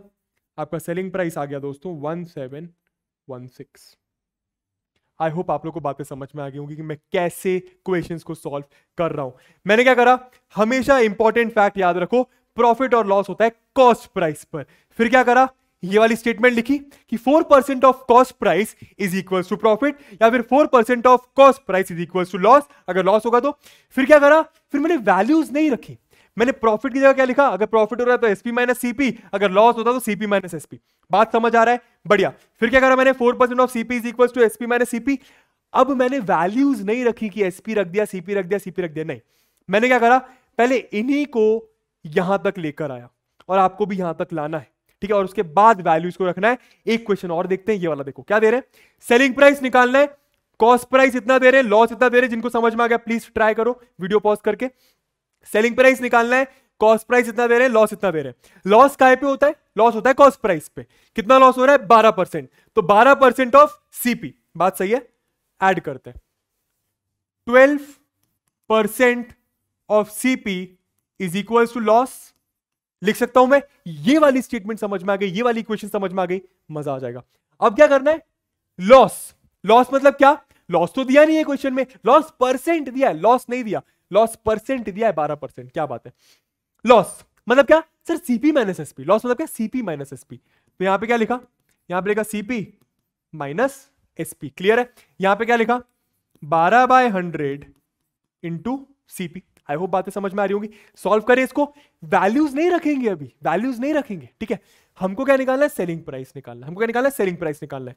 सेलिंग प्राइस में लगा है माइनस, तो सेलिंग प्राइस को इधर लेके आओ, क्यों? क्योंकि पॉजिटिव बन जाए वो, ठीक है। इजी होगा करना। तो ये कितना हो गया, यहां पे आ गया सेलिंग प्राइस। ये वाली पूरी वैल्यू उठ के, अच्छा पहले इसको ऐसा लिख देते हैं, 12 सीपी। इसको क्या लिख दिया, 12 CP by 100 is equals to CP minus SP. अरे यार ये सीपी सीपी एसपी से कंफ्यूज नहीं होना। आप चाहो तो वेरिएबल मान के कर सकते हो, एक्स और वाई ले लो, ठीक है। चलो अब क्या कर रहे हैं, एसपी को इधर लेके आ रहा हूं, समझ में आ रहा है, क्योंकि वो माइनस का है तो एसपी इधर आ गया, ठीक है। और ये वाली पूरी चीज को उधर लेके जा रहा हूं, तो ये इधर प्लस की तो उधर जाके माइनस हो जाएगी। तो यहां पे बचा था सीपी माइनस 12 सीपी अपॉन 100। आई होप आप लोग को बातें समझ में आ गई होगी। इसको सिंप्लीफाई करेंगे, एलसीएम लोगे, कितना आएगा? एलसीएम आएगा सर 100, ठीक है। 1 में क्या मल्टीप्लाई करेंगे कि 100 आ जाए, 100, वही 100 1 के ऊपर सीपी में मल्टीप्लाई हो जाएगा, तो ये आ जाएगा 100 सीपी माइनस 100 में क्या मल्टीप्लाई करेंगे कि 100 आ जाए 1, तो ये आ जाएगा 12 सीपी। आई होप आप लोग को बातें समझ में आ रही होंगी। ये कितना हो गया? एसपी, ठीक है। बस अब आपको सॉल्व करना है। कितना हो गया? 100 सीपी माइनस 12 सीपी कितना होता है? 88 सीपी। अरे डरने की जरूरत नहीं है, 100x minus 12x, 100x minus 12x कितना होता है? 88x। तो वैसे ही 88 सीपी लिख दिया। इसको इधर करते हैं, जरा देखना, 88 CP upon 100 is equals to SP. अब क्या करना है सर? अब वैल्यूज रख दो बस। सीपी कितना दिया हुआ था? 875 दिया था, आई गेस 875 दिया हुआ था, तो यहां पे रख दिया 88 into 875 upon 100 is equals to SP. इसको आप सॉल्व करोगे, आपका आंसर आ जाएगा। कर दें क्या थोड़ा बहुत आप लोग की मदद? चलो देखते हैं, इसको सॉल्व करते हैं। वाइट से काटते हैं, वाइट से काटते हैं। 5 20 जा 100, 5 1 जा 5, 3 बचा 37, 5 7 जा 35, ठीक है। 2 बचा, 5 5 जा 25, ठीक है। और कट करते हैं, 5 4 जा 20, 5 3 जा 15, 2 बचा, 5 5 जा 25, 88 4 कट जाएंगे, 4 1 जा 4, 4 2 जा 8, 4 2 जा 8, कितना बचा 28 इंटू सॉरी 22 इंटू 35, तो 22 इंटू 35 कितना होता है, ये आप बगल में कर लो, 5 2 जा 10, 5 2 जा 10, 11, 3 2 जा 6, 3 2 जा 6, 0 7 7 770 आ रहा है आपका सेलिंग प्राइस, 770 आ रहा है सेलिंग प्राइस। और आप देख भी सकते हो, सेलिंग प्राइस ही निकालना था, और आप देख भी सकते हो कि सेलिंग प्राइस कॉस्ट प्राइस से कम है। कॉस्ट प्राइस कितना था 875, सेलिंग प्राइस कम है। अरे खरीदा 875 में, बेचा 770 में, तो लॉस ही होगा ना। और इसलिए क्वेश्चन में लिखा हुआ था लॉस परसेंट, कितना लॉस परसेंट, 12% लॉस। क्लियर हो गई बातें। चलो आगे चलते हैं। क्या दिया है, फाइंड द कॉस्ट प्राइस। पिछली बार सेलिंग प्राइस पूछा था, इस बार कॉस्ट प्राइस पूछा है। करना वही है, करने की जरूरत नहीं है। कॉस्ट प्राइस पूछा है when selling price is, selling price दे दिया, गेन दे दिया, ठीक है। क्या करना है हम लोग को, प्रॉफिट। प्रॉफिट क्यों सर, गेन की बात करें तो प्रॉफिट किस पे होता है, सीपी पे। तो आप क्या लिखोगे यहां पे, आप यहां पे लिखोगे कितना परसेंट प्रॉफिट हुआ है, 12% ऑफ, पहला वाला मैं कर रहा हूं, 12% of CP is equals to profit. 12% of CP is equals to profit. से प्रॉफिट क्यों, प्रॉफिट ही दिया ना, गेन दिया ना 12%, ठीक है। अब क्या करना है, प्रॉफिट मतलब क्या, selling price minus cost price. Loss मतलब cost price minus selling price होता है, तो प्रॉफिट मतलब क्या, selling price minus cost price. Clear है बातें। ये कितना हो गया, 12/100 सीपी लिख सकता हूं इसको आप डायरेक्ट, आप लोग शायद समझ रहे होंगे बातें, है ना। अगर आप चाहो तो मैं पूरा लिख देता हूं, ये सीपी आएगा, ठीक है। अब क्या करना है, वैल्यूज कौन कौन सी दी हुई है सर, कॉस्ट प्राइस पूछा है, मतलब इस बार ये वाली वैल्यू पूछी है, समझ में आ रहा है। और निकालना क्या है, हाँ मतलब सॉरी, कॉस्ट प्राइस पूछा है, सेलिंग प्राइस दिया है। करेंगे क्या, सबसे पहले इस कॉस्ट प्राइस को इधर लेके आएंगे, क्योंकि यहां पे भी कॉस्ट प्राइस है। तो ये कितना हो जाएगा, माइनस कॉस्ट प्राइस इधर आया तो प्लस कॉस्ट प्राइस हो जाएगा। तो ये हो गया 12 CP/100 plus CP is equals to SP। बातें क्लियर है, ठीक है। सॉल्व करें इसको, आप डायरेक्ट लिख दूं, आप लोग कर लोगे। यह आएगा आपका टोटल 112 CP, एलसीएम वगैरह लेके निकालना, आराम से करना, इज इक्वल्स टू SP आ जाएगा, ठीक है। अब क्या निकालना है, कॉस्ट प्राइस निकालना है। तो कॉस्ट प्राइस ये, इसके साथ जितनी भी चीजें हैं सबको उधर ले जाएंगे, तो ले जाते हैं।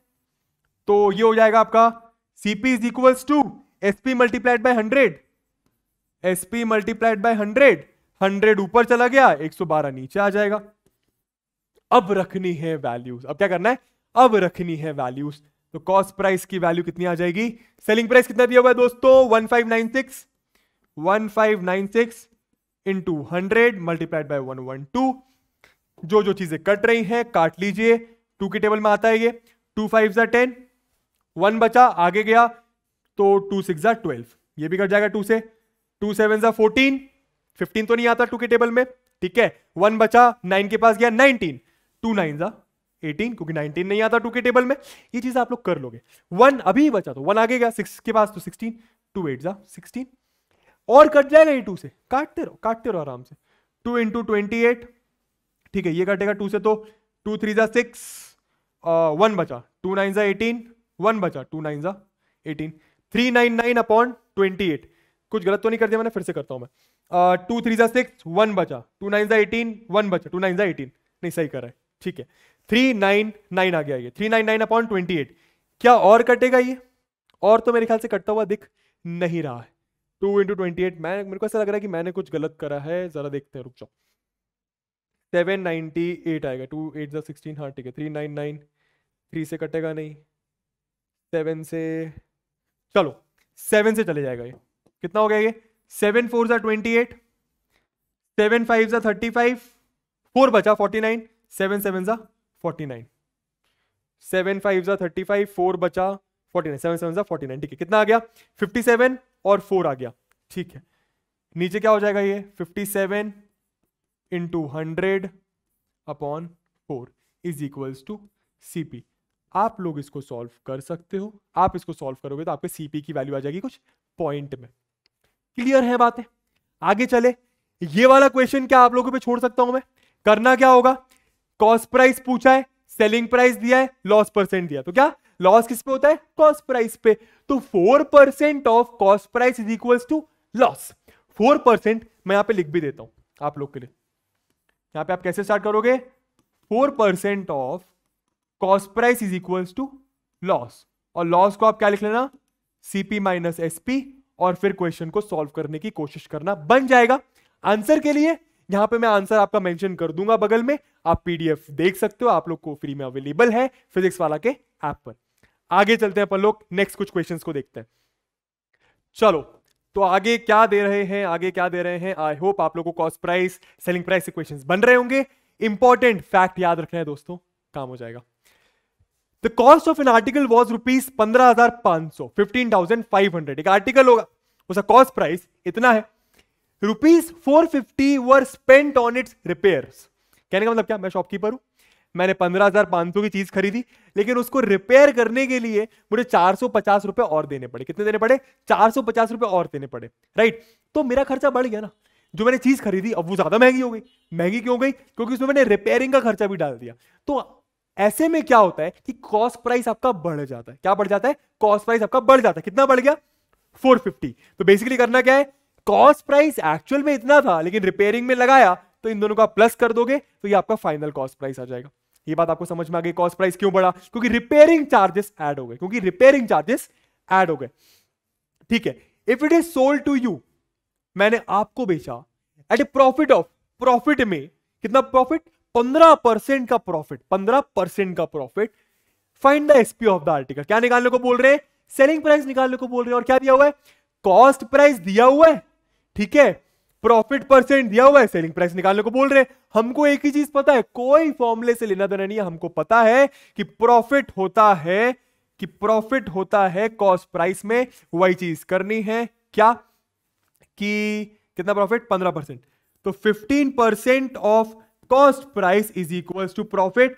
प्रॉफिट क्यों सर, क्योंकि इस क्वेश्चन में प्रॉफिट दिया हुआ है, लॉस दिया होता तो लॉस लिखता।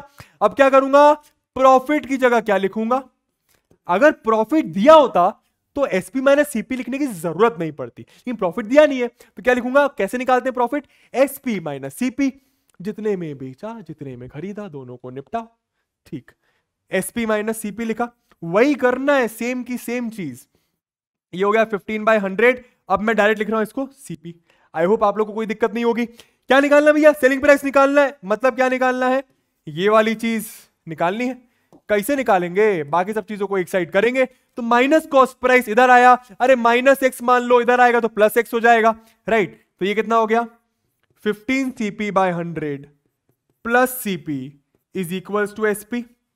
वैल्यू नहीं रखना है, वैल्यू नहीं रखना है, इससे कैलकुलेशन इजी होता है। एलसीएम वगैरह लेगो बोल रहा हूं, अगर आप एलसीएम वगैरह लोगे तो इसका एलसीएम आएगा 100, ऊपर ये 15 CP और यहां पे ये 100 CP बन जाएगा, इज इक्वल्स टू SP। ठीक है, आगे करें सॉल्व। चलो, मेरे ख्याल से अब आप लोगों को समझ में आ रही होंगी बातें। 15 CP प्लस 100 CP कितना हो गया, 115 CP। ठीक है, अरे डरने की जरूरत नहीं, 15x प्लस 100x, इसको आप ऐसा मान लो ना, 15x प्लस 100x कितना होगा सर, 115x, है ना। तो वैसे 15 CP प्लस 100 CP कितना हो गया, 115 CP, और नीचे क्या लिख दिया, 100 is equals to SP। Clear है बात है, सॉल्व कर देते हैं, अब वैल्यूज रख देते हैं। मैंने क्या बताया था, जैसे ऐसा आ जाए वैल्यूज रख दो। सेलिंग प्राइस निकालना है, कॉस्ट प्राइस कितना सर, इन दोनों को प्लस करना पड़ेगा, क्यों, क्योंकि रिपेयरिंग चार्जेस ऐड हो गए। तो 15,500 प्लस 450 अगर आप करोगे, तो अगर आप इसको सॉल्व करोगे तो आपका ये आ जाएगा, मैं आपको डायरेक्ट करके बता देता हूं, ये आएगा आपका 15,950। ठीक, कर लेना। तो हमारा कॉस्ट प्राइस क्या हो गया, 15,950। इसको यहां पे रख लेते हैं, तो 115/100 multiplied by 15,950 is equals to SP। इस बार सॉल्व कर दें क्या आप लोगों के लिए, चलो कर देते हैं। व्हाइट से काटेंगे, 1 0 से 1 0 गया, ठीक। 5 से चीजें कटती हुई दिखाई दे रही हैं, 5 2 जा 1 बचा, 5 3 जा, ठीक है। क्या कुछ 2 से कटेगा, नहीं कटेगा, तो 23 × 1595 करना पड़ेगा, भारी चीज। तो यहां पे कर लेते हैं अपन लोग 1595। कैलकुलेटर में कर ले क्या, तो देखो, नहीं नहीं नहीं नहीं नहीं नहीं, अगर मैं कैलकुलेटर में करूंगा तो आप लोग भी कैलकुलेटर में करोगे, और ऐसा हमको नहीं करना है। चलो 1595 × 23 करते हैं, 1595 × 23, 3 5 हो गया 15, 3 9 हो गया 27, मतलब 28, 3 8 5 हो गया 15 प्लस 2 हुआ तो 17, ठीक है। 3 1 3 तो ये हो गया 4, 2 5 हो गया 10, तो यहां पे 1 कैरी हो जाएगा, 2 9 हो गया 18, तो ये हो गया 19, ठीक है। 2 5 हो गया 10, तो ये हो जाएगा 11, 2 1 हो गया 2, तो ये हो जाएगा 3। फाइनल आंसर क्या आ गया? 5 8 7 प्लस 9 होता है 16, 1 4 5 6 3 6 6 8 5, ठीक है। तो ये आंसर आ रहा है आपका 3 6 6 8 5 divided by 2 is equals to SP। इसको आप फर्दर सॉल्व कर लो, मैं करके दे देता हूं आप लोगों को। तो आपका फाइनल आंसर आएगा 2 1 2, 1 बचा आगे गया, 2 8 16, ठीक है। 6 बचा, 2 3 6, 2 4 8, 2 2 4.5। समझ में आ रहा है? तो आंसर कितना आ गया? 1834.2.5 इज इक्वल्स टू SP। यहां पे ऐसे अटपटे अटपटे आंसर आते रहते हैं। अटपटे मतलब क्या? थोड़े डेसिमल में थोड़ा सा कैलकुलेशन करना पड़ता है। आई होप आप लोगों को बातें समझ में आ गई होंगी कि क्वेश्चन कैसे सॉल्व करा जा रहा है, ठीक है। और आप खुद देखो, सेलिंग प्राइस मतलब बेचने वाला प्राइस ज्यादा आ रहा है कॉस्ट प्राइस से, तभी तो प्रॉफिट हुआ। समझ में आया? आगे चलते हैं, क्या दे रहे हैं अब? VCR। बहुत अच्छा क्वेश्चन, बहुत अच्छा क्वेश्चन, और इसमें ज्यादा कैलकुलेशन है नहीं। अब VCR and TV were bought, दो चीजें हैं, वर बॉट एट ₹8,000 ईच। गलती नहीं करना, मैंने कहीं से VCR खरीदा, मैंने कहीं से TV खरीदा, दोनों के मैंने 8-8 हजार रुपए दिए, ठीक है। The shopkeeper made a loss, यहां पे ये मेड है, मोड लिखा हुआ था। The shopkeeper made a loss of 4% on the VCR। मैं हूं शॉपकीपर, मैंने कहीं से VCR और TV खरीदा। VCR अगर मैं आपको बेचूं, उसको नहीं, आपको बेचूं, तो मुझे लॉस हुआ 4% का। लेकिन अगर मैं आपको TV बेचूं and a profit of 8% on the TV, लेकिन अगर मैं आपको TV बेचूं तो मुझे 8% का प्रॉफिट हो, ठीक है। फाइंड द गेन और लॉस परसेंट। क्या निकालने को बोल रहे हैं? गेन या फिर लॉस परसेंट निकालने को बोल रहे हैं। सुनना ध्यान से, गेन या फिर लॉस परसेंट निकालने को बोल रहे हैं, इन टर्म्स ऑफ परसेंट निकालने को बोल रहे हैं on the whole transaction. Whole transaction मतलब क्या? ये जो पूरी चीजें हुई है VCR TV बेचने के बाद, मुझे VCR पे माना 4% का लॉस हुआ, मुझे TV पे 8% का लॉस हुआ, सॉरी TV पे 8% का प्रॉफिट हुआ। फिर से, VCR पे 4% का लॉस हुआ, TV पे 8% का प्रॉफिट हुआ। तो दोनों चीजें करने के बाद, ये VCR बेचने के बाद, TV बेचने के बाद, ओवरऑल मुझे प्रॉफिट हुआ या लॉस हुआ, और उसका परसेंट वैल्यू भी निकालना है। समझ में आ रहा है? ठीक है। VCR और TV दोनों बेचने के बाद मुझे ओवरऑल प्रॉफिट परसेंट या फिर ओवरऑल लॉस परसेंट कितना हुआ, करना क्या है? वही चीज करना है, सिंपल है। ये दिया है कॉस्ट प्राइस, किसका? VCR का भी, TV का भी। लॉस और प्रॉफिट काय पे होता है? कॉस्ट प्राइस पे होता है। तो पहले मैं अगर VCR की बात करूं, यहां पे मैं VCR लिखता हूं पहले, ठीक बा, ठीक है। इस पे क्या हुआ है? लॉस हुआ है, तो यहां पे क्या लिखेंगे? कितना लॉस हुआ है भैया? 4% का। तो ऐसा लिखूंगा 4% of CP is equal to loss लिखूंगा। आई होप बात समझ आ रही होगी। VCR की बात कर रहा हूं पहले, 4% लॉस हुआ, किस पे होता है? इंपॉर्टेंट फैक्ट, CP पे होता है, इज इक्वल टू लॉस आएगा। समझ में आ रहा है? लॉस मतलब क्या? CP minus SP। लॉस मतलब क्या? CP minus SP। तो यहां पे क्या लिख देते हैं? CP minus SP। क्या बात है, ठीक है। और यहां पे क्या आ जाएगा? ये आ जाएगा 4CP/100। आई होप आप लोगों को बातें समझ में आ रही होंगी, ठीक है। क्या करेंगे भैया? CP इधर है, CP इधर है, दोनों को साथ में लाएंगे। इस बार यहाँ पे माइनस SP में लगाए, तो माइनस SP को बेचारे को इधर ले आओ, ताकि पॉजिटिव SP हो जाए, ताकि माइनस से हमको घबराने की जरूरत नहीं हो। तो माइनस SP इधर आएगा, तो ये हो जाएगा plus SP is equals to, ये वाली चीज उधर जाएगी तो माइनस की जाएगी, तो ये कितना आ जाएगा? CP minus 4CP/100। आई होप आप लोगों को बातें समझ में आ रही होंगी, ठीक है। क्या बात है, ये कितना हो जाएगा? एलसीएम वगैरह लेके 100CP माइनस 4CP हो जाएगा। आप एलसीएम लेना, तो ये आएगा आपका 96CP/100 is equals to selling price. Clear है बातें? अब क्या करते हैं, जैसे ही ऐसा आ जाता है हम वैल्यू रख देते हैं। यहां पे रखते हैं वैल्यू, जरा देखना। तो SP की वैल्यू क्या आ गई? 96CP, मतलब 96 इंटू CP कितना है VCR का? 8000, और नीचे क्या आ गया? 100। बहुत ही तगड़ा क्वेश्चन है, मेरे को डायलॉग याद आ गया किसी का, ठीक है। एनीवे, 2 0 से 2 0 कट गए, 2 0 से 2 0 कट गए। ये आपके एनसीईआरटी के, ये हरा पेन क्यों आ गया? एक सेकेंड। 2 0 से 2 0 कट गए। आई होप बात समझ में आ रही होंगी, ठीक है। आगे क्या हो गया? ये 96 इंटू 80। सर आपने बताया था 0 से मतलब नहीं है, 96 इंटू 8 कर दो। तो 96 इंटू 8 अगर हम लोग सॉल्व करते हैं यहाँ पे तो ये आएगा 8 6 जा 48, 8 9 जा 72, 76 कितना आ गया 768। तो अपना फाइनल आंसर क्या आ जाएगा 7680 सेलिंग प्राइस। किसका सेलिंग प्राइस है ये है वीसीआर का। किसका है वीसीआर का। अब खुद सोचो वीसीआर खरीदा था मैंने, मैं हूं शॉपकीपर 8000 में, मैंने आपको बेचा कुछ 7000 समथिंग रुपीस में, तो लॉस ही होगा ना, और इसलिए लॉस हुआ था। समझ में आया, वीसीआर का सेलिंग प्राइस निकाल लिया। अब क्या करेंगे, अब क्या करेंगे, अब करेंगे टीवी के लिए। तो यहां पे लिखा टीवी, ठीक बा, थोड़ा सा डायरेक्ट करूंगा इस बार मैं। टीवी में प्रॉफिट हुआ 8% का, प्रॉफिट किस पे होता है सीपी पे, तो 8% of CP is equals to profit. बात सही है, पी फॉर प्रॉफिट। प्रॉफिट मतलब क्या एसपी माइनस सीपी, प्रॉफिट मतलब क्या एसपी माइनस सीपी। ठीक है, यहां पे क्या लिखा, यहां पे आ जाएगा 8 सीपी बाय 100 आ जाएगा। आई होप अब आपको बातें समझ में आ रही होंगी। ठीक है, जो जो पता है देख लेते हैं। सीपी ये भी है, सीपी ये भी है, सीपी सीपी मिलाओ, माइनस यहां पे लगा है तो माइनस को इधर ले आओ, क्योंकि माइनस को करना आसान होता है, मतलब पॉजिटिव बना के करना आसान होता है। तो कितना हो जाएगा 8 CP by 100 plus CP is equals to SP. Clear है, 8 सीपी आप एलसीएम लोगे तो ये 108 सीपी बन जाएगा ऊपर, तो ये आएगा 108 CP upon 100 is equals to SP. रख दे सीपी की वैल्यू 8000 है, तो यहां पे लिखा झुक के कि 108 into 8000 upon 100 is equals to SP.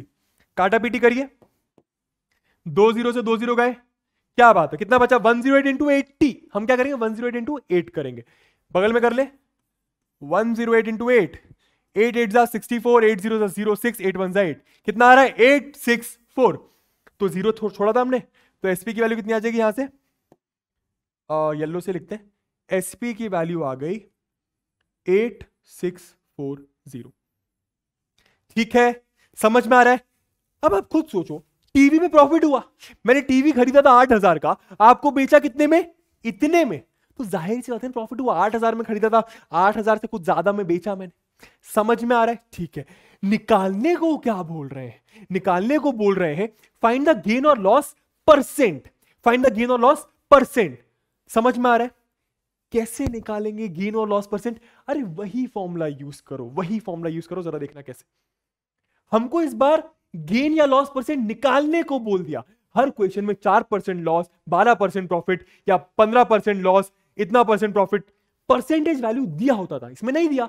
तो नहीं दिया तो क्या मान लेंगे एक्स परसेंट, क्या मान लेंगे X percent. X percent of CP is equals to क्या होगा, पता नहीं, लॉस हुआ होगा प्रॉफिट हुआ होगा, देखते हैं कैसे पता चलेगा। यहां से पता चल जाएगा कि लॉस हुआ कि प्रॉफिट हुआ, जरा देखना बहुत ध्यान से। टोटल सीपी कितना है 8000 प्लस 8000, टोटल सीपी कितना हो गया 16000, राइट। तो आप यहां पे क्या लिखोगे, टोटल सीपी, यहां पे करना बहुत ध्यान से करना, बहुत ही बढ़िया क्वेश्चन है। टोटल सीपी हो गया 16000, बात सही है सर। टोटल क्यों, क्योंकि होल ट्रांजैक्शन की बात कर रहे हैं, राइट। तो टोटल सीपी हुआ 16000, टोटल एसपी कितना होगा सर, टोटल एसपी कैसे निकालेंगे, अरे यार टीवी और वीसीआर का सेलिंग प्राइस अलग अलग निकाला ना, तो एसपी भी निकल जाएगा। जरा देखो क्या था एसपी, 7680 प्लस 8640, 7680 प्लस 8640। इसको सॉल्व कर लें क्या, चलो कर लेते हैं बगल में।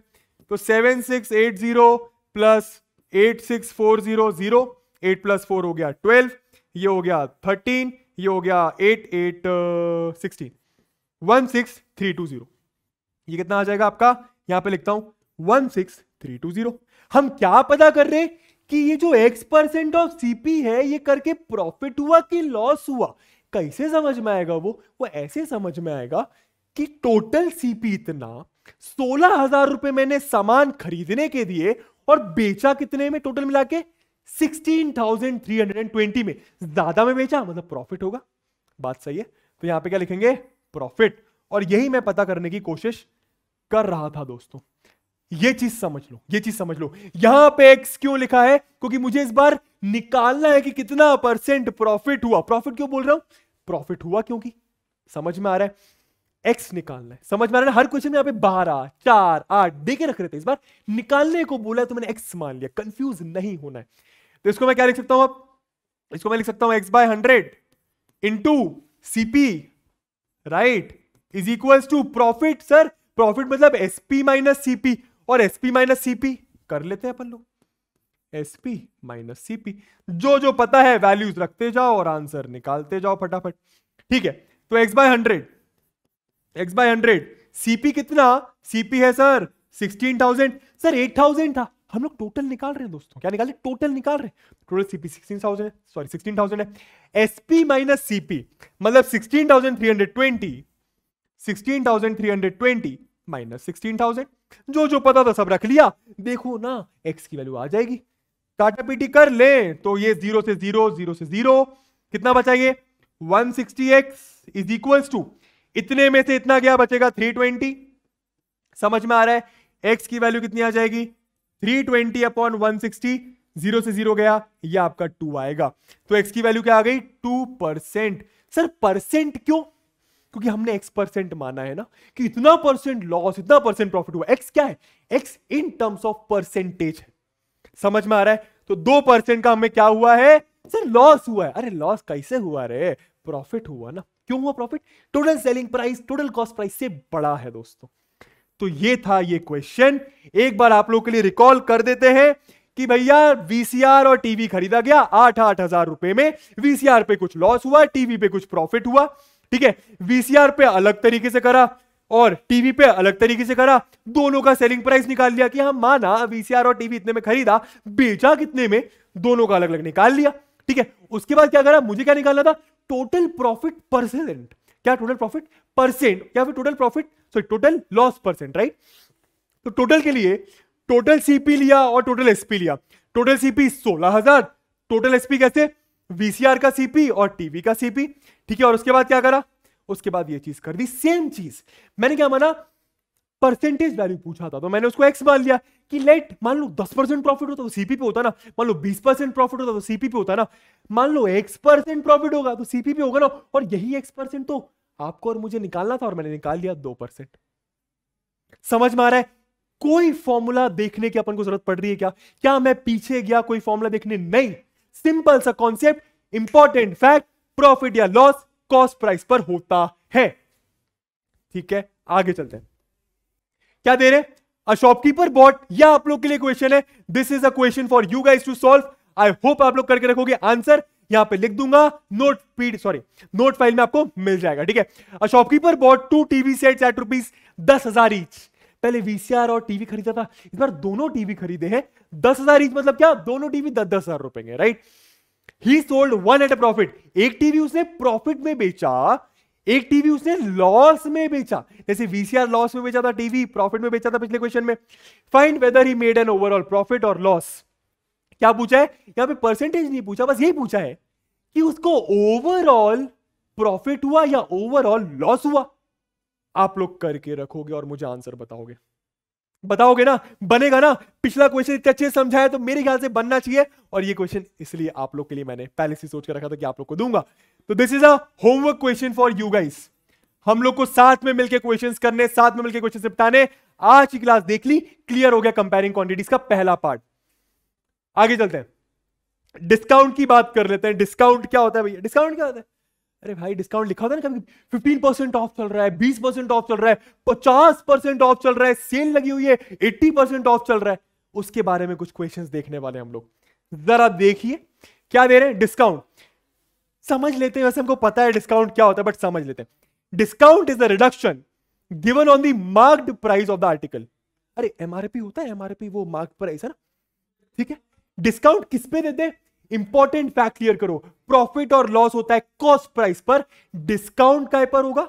वो एमपी पे। किस पे? मार्क्ड प्राइस पे, जो प्रोडक्ट का प्राइस मार्क करा गया है, जो प्रोडक्ट का प्राइस मार्क करा गया है। समझ आ रहा है? तो डिस्काउंट किस पे होता है? मार्क प्राइस पे। डिस्काउंट किस पे होता है? मार्क प्राइस पे। डिस्काउंट किस पे होता है? मार्क प्राइस पे। यहां पे ये इंपॉर्टेंट कॉन्सेप्ट है, ठीक है। और डिस्काउंट निकालते कैसे हैं भाई? इजी है ना, खुद सोचो। कोई प्रोडक्ट था मेरे पास 3,000 रुपए का, मैंने डिस्काउंट दिया 200 रुपए का। सुनना, कोई प्रोडक्ट था मेरे पास 3,000 रुपए का, ठीक है, तो मार्क प्राइस कितनी हो गई? 3,000।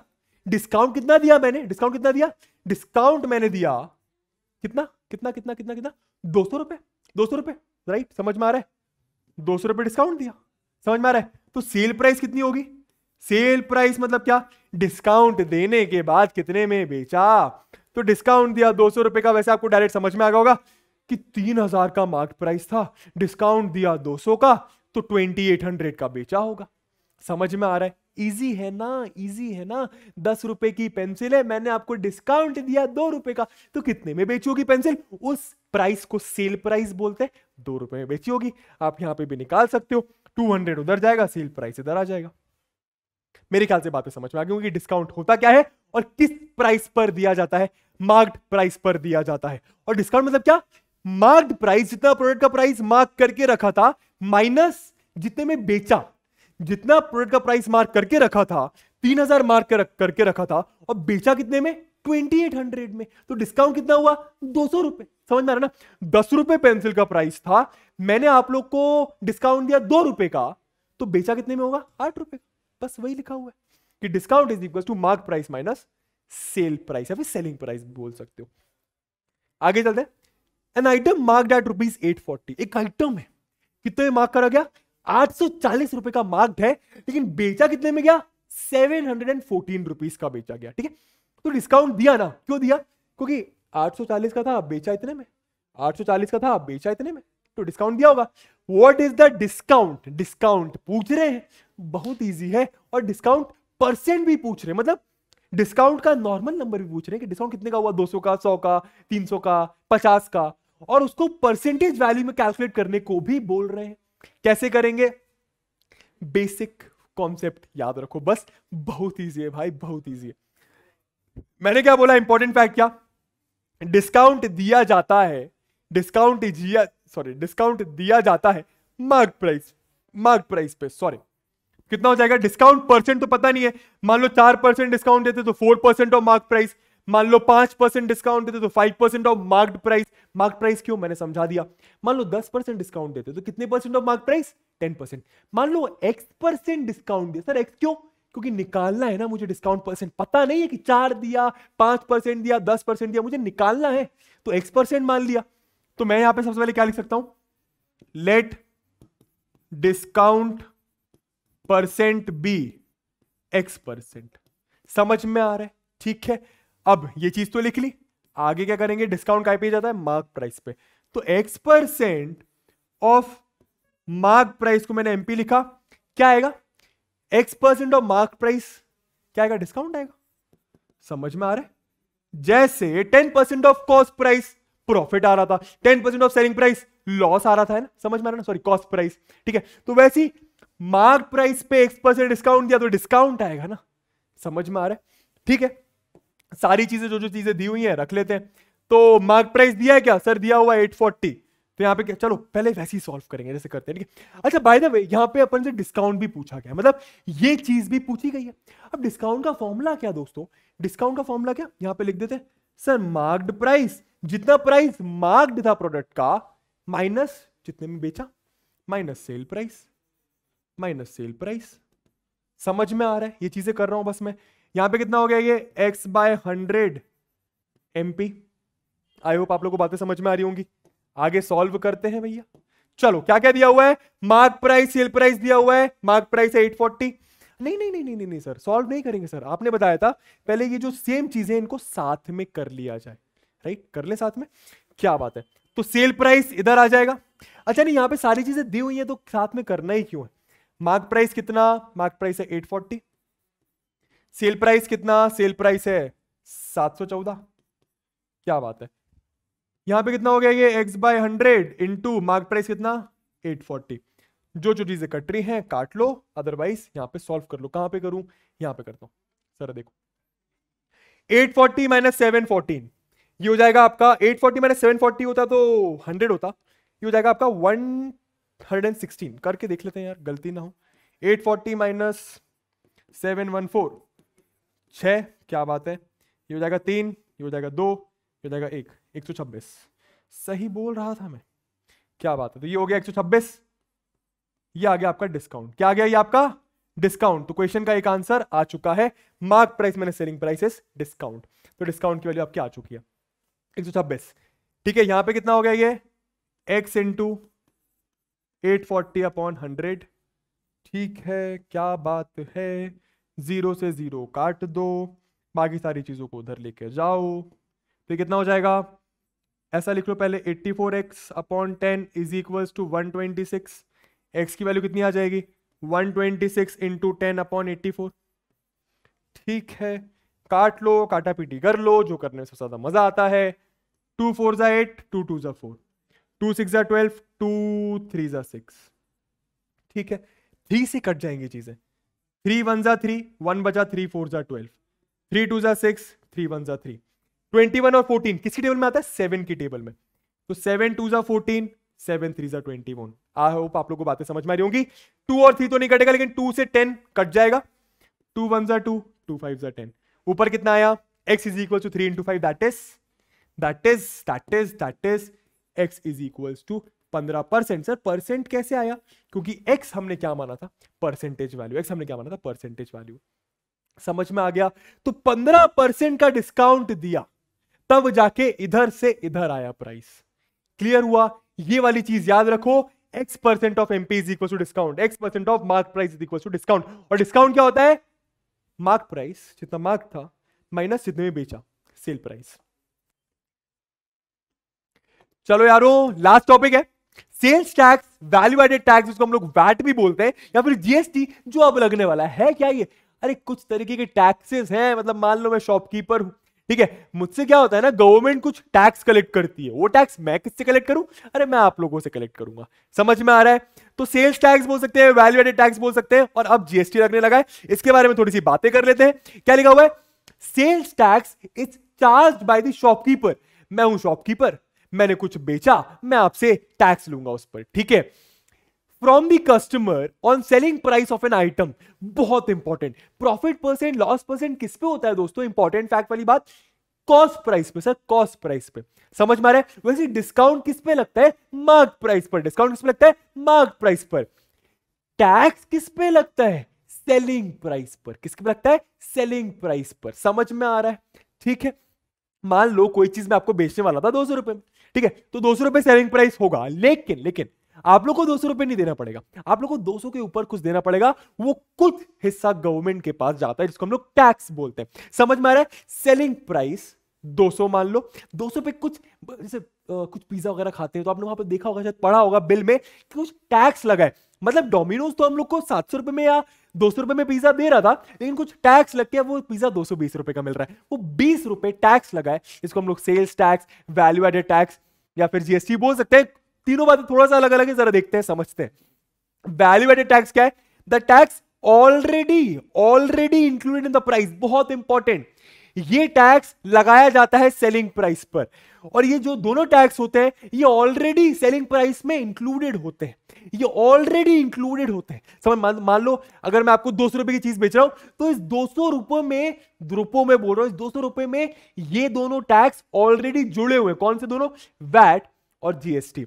अब क्या कर दिया, ये सब हटा के गवर्नमेंट ने क्या करा भाई, जुलाई 1 तारीख 2017, डेट अगर गलत हो तो माफ कर दीजिएगा, government of India introduced GST, एक नया तरीका का टैक्स, जिसको हम लोग बोलते हैं गुड्स एंड सर्विसेज टैक्स। क्या बोलते हैं, goods and services tax, which is levied on supply of goods.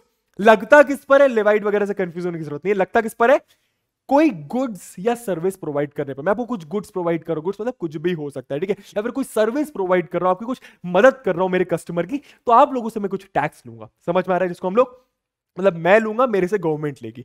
समझ में आ रहा है, ठीक है, बढ़िया। तो टैक्सेस गवर्नमेंट के पास जाते हैं। वैट जीएसटी ऑलरेडी इंक्लूडेड होता है, याद रखना, ठीक है। Salim bought an article for ₹784। Last topic है, एक क्वेश्चन मैं करूंगा, एक क्वेश्चन आप करके दिखाओगे। Salim bought an article for ₹784। उसने कोई आर्टिकल खरीदा, ठीक है, which included GST of 12%। Which included GST of 12% का मतलब क्या, उस पर 12% जीएसटी ऑलरेडी इंक्लूडेड था, तब जाके ₹784 लगा। कहने का मतलब क्या, 784 का नहीं था वो आर्टिकल, मैंने आपको कुछ मान लो 750 रुपए में बेचना चाहा होगा, उसमें कुछ टैक्स लग के 784 का पड़ा, उसमें कुछ टैक्स लग के 784 का पड़ा। बात समझ में आ रही होगी, मैंने क्या बोला, जो जीएसटी होता है, यहां पे जीएसटी की बात कर रहे हैं, वो ऑलरेडी प्राइस में इंक्लूडेड होता है। मतलब 784 में कुछ 20 रुपए, 30 रुपए या 5-10 रुपए ऑलरेडी टैक्स का इंक्लूडेड है। समझ आ रहा है? तो कितना टैक्स इंक्लूडेड है भाई? विच इंक्लूडेड है जीएसटी ऑफ 12%। ठीक है। What is the price of the article before GST was added? बहुत आराम से पहले क्वेश्चन को समझ लो, हिंदी में दिमाग में बैठा लो। आर्टिकल का प्राइस बताना है before GST was added. Article का प्राइस बताना है बिफोर जीएसटी वाज एडेड। समझ में आ रहा है ना? ये जीएसटी लग के इतना हो रहा है। जीएसटी अगर नहीं लगा होता तो आर्टिकल का प्राइस कितना होता? कुछ कम ही होता। वो आपको और मुझे मिलकर निकालना है। मैं आपकी मदद कर देता हूं, बहुत आसान है। क्या याद रखना है? जो टैक्स लगता है बबुआ, वो लगता है सेलिंग प्राइस पर। उस सेलिंग प्राइस को मैं यहां पे बिल अमाउंट बोलूंगा। क्या बोलूंगा? Bill amount. कंफ्यूज तो नहीं हो जाओगे ना? उस सेलिंग प्राइस को मैं यहां पे बिल अमाउंट बोलूंगा। तो मैंने क्या बोला? टैक्स लगता है बिल अमाउंट पर। टैक्स लगता है बिल अमाउंट पर। तो मैं ऐसा लिख सकता हूं कि कितना दिया हुआ है? 12%। तो 12% of bill amount, 12% of bill amount जितने में मैं आपको बेचने वाला था, लेकिन फिर टैक्स लग गया। ठीक है, तो टैक्स लग के इतना पड़ा। बिल अमाउंट क्या है? जितने में मैं आपको बेचने वाला था। समझ में आ रहा है? ठीक है, तो 12% ऑफ बिल अमाउंट क्या हो जाएगा? टैक्स हो जाएगा। टैक्स को हम लोग यहां पे जीएसटी लिख देते हैं भैया। तनिक क्लियर है बातें? बढ़िया।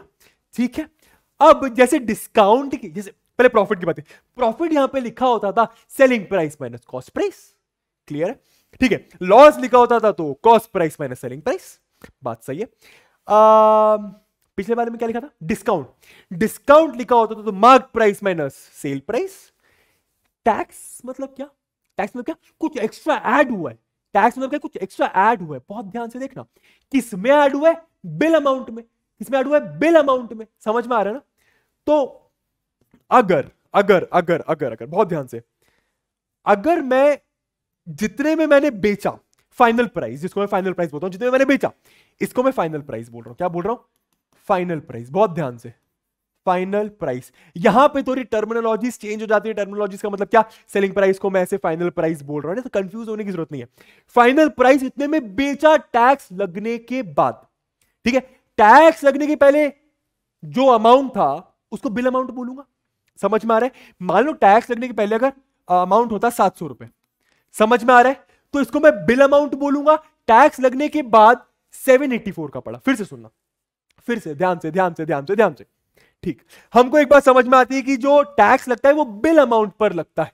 बिल अमाउंट मतलब क्या? कुछ 700 रुपए होगा बिल अमाउंट। इस पे टैक्स लगा तो फाइनल प्राइस निकल के 784 आया। फिर से, ये था बिल अमाउंट, इतना आपको देना पड़ रहा था, लेकिन टैक्स लगा दिया गवर्नमेंट वालों ने, तो इतना देना पड़ा। तो इतना देना पड़ता, which is our bill amount. इसको मैं बिल अमाउंट बोल रहा हूं, जो इनिशियल प्राइस होता है, जो आप लोगों को देना पड़ रहा होता है। बट फिर टैक्स लग गया तो उसको मैं फाइनल प्राइस बोलूंगा। तो जीएसटी कितना हुआ? अगर मान लो 700 होता, ठीक है, और अपना इनिशियल प्राइस, और 784 हो गया, तो जीएसटी कितना हुआ? टैक्स कितना लगा? Sir 84 rupees. 84 कैसे निकाला? सर फाइनल प्राइस से, सर फाइनल प्राइस से किसको माइनस कर दिया? बिल अमाउंट को। सर फाइनल प्राइस से किसको माइनस कर दिया? बिल अमाउंट को। बात समझ में आ रही है? बिल अमाउंट अगर मैं 700 मान लेता हूं तो ये मुझे निकालना है, ये आपको निकालना है, लेकिन मैं मान लेता हूं। मैं आपको समझाने की कोशिश कर रहा हूं। फिर एक बार लास्ट बात, टैक्स लगता है बिल अमाउंट पर। बिल अमाउंट मतलब क्या? जो मैं आपको, जितने में आपको बेचने वाला था। ठीक है, तो निकल के टैक्स आएगा। ठीक है, अभी टैक्स क्या है? टैक्स कैसे निकलेगा? जैसे वहां पे प्रॉफिट सेलिंग प्राइस में कॉस्ट प्राइस होता था, यहां पे टैक्स कैसे निकलेगा? सर फाइनल प्राइस जितने में बेचा गया और जितने में बेचने वाला था, जितने में बेचा गया और जितने में बेचने वाला था, जितने में बेचने वाला था, उसको मैं बिल अमाउंट बोलूंगा, और ये अपना फाइनल प्राइस है। तो मैं इसको ऐसा लिख सकता हूं, final price, final price minus bill amount. आई होप आप लोग को बातें क्लियर होंगी, समझ में आ रहा है? इतने में बेचा गया, इतने में बेचने वाला था, टैक्स लग के इतने में बेचा गया। समझ में आ रहा है? बस वही करना है, सॉल्व कर लो। तो ये कितना आ गया? 12% ऑफ बिल अमाउंट मतलब क्या? 12/100 इंटू बिल अमाउंट लिख देता हूं इसको मैं। सॉल्व करें, ये बिल अमाउंट है, ये बिल अमाउंट है, इस बिल अमाउंट को इधर लेके आते हैं। बात सही है? तो माइनस ऑफ बिल अमाउंट इधर आएगा तो प्लस बीए हो जाएगा। तो ये हो गया 12 BA upon 100 plus BA is equals to final price. वाह, क्लियर है? 12 BA प्लस 100, तो ये एलसीएम वगैरह लोगे तो मेरे ख्याल से आप लोग समझ गए होंगे कि कैसे होगा। ये हो जाएगा आप कितना? 12 BA प्लस ये हो जाएगा आपका 100 BA। 12 BA प्लस, इसको थोड़ा सा इधर लिखा जाए, थोड़ा सा इधर लिखा जाए। देखो 12 BA plus 100 BA upon 100 is equals to final price हुआ। क्या बात है, 12 BA प्लस 100 BA कितना होता है दोस्तों? सर 112 सर, ये तो क्या फर्जी सी चीज पूछ रहे हैं आप। 100 is equals to final price. अब रखते हैं वैल्यू सर, क्योंकि आपने बताया पहले ना रखिए। ठीक है, हम बिना फॉर्मूले के क्वेश्चन कर रहे हैं दोस्तों, बस कॉन्सेप्ट समझ के कि टैक्स लगता किस पे। ठीक है, सॉल्व करें इसको। चलो येलो कलर से करते हैं, अगले पेज पे करते हैं, यहां पे जगह नहीं है। ठीक है, तो 112 BA upon 100 is equal to final price. 112 BA upon 100 is equal to final price हुआ। क्लियर है बात है? क्या बात है भैया, बिल अमाउंट निकालना है। बिल अमाउंट मतलब क्या? वो इनिशियल अमाउंट जो आपको पे करना चाहिए था लेकिन टैक्स लग गया है ना। फाइनल प्राइस कितना दिया हुआ है? 784 दिया था, राइट। तो यहां पे लिखा 784 मल्टीप्लाइड बाय यहां पे 100 आ जाएगा और यहां पे नीचे 112 आ जाएगा। आई होप आप लोगों को बातें समझ में आ गई होंगी। क्या बात है, सालवा कर लेते हैं।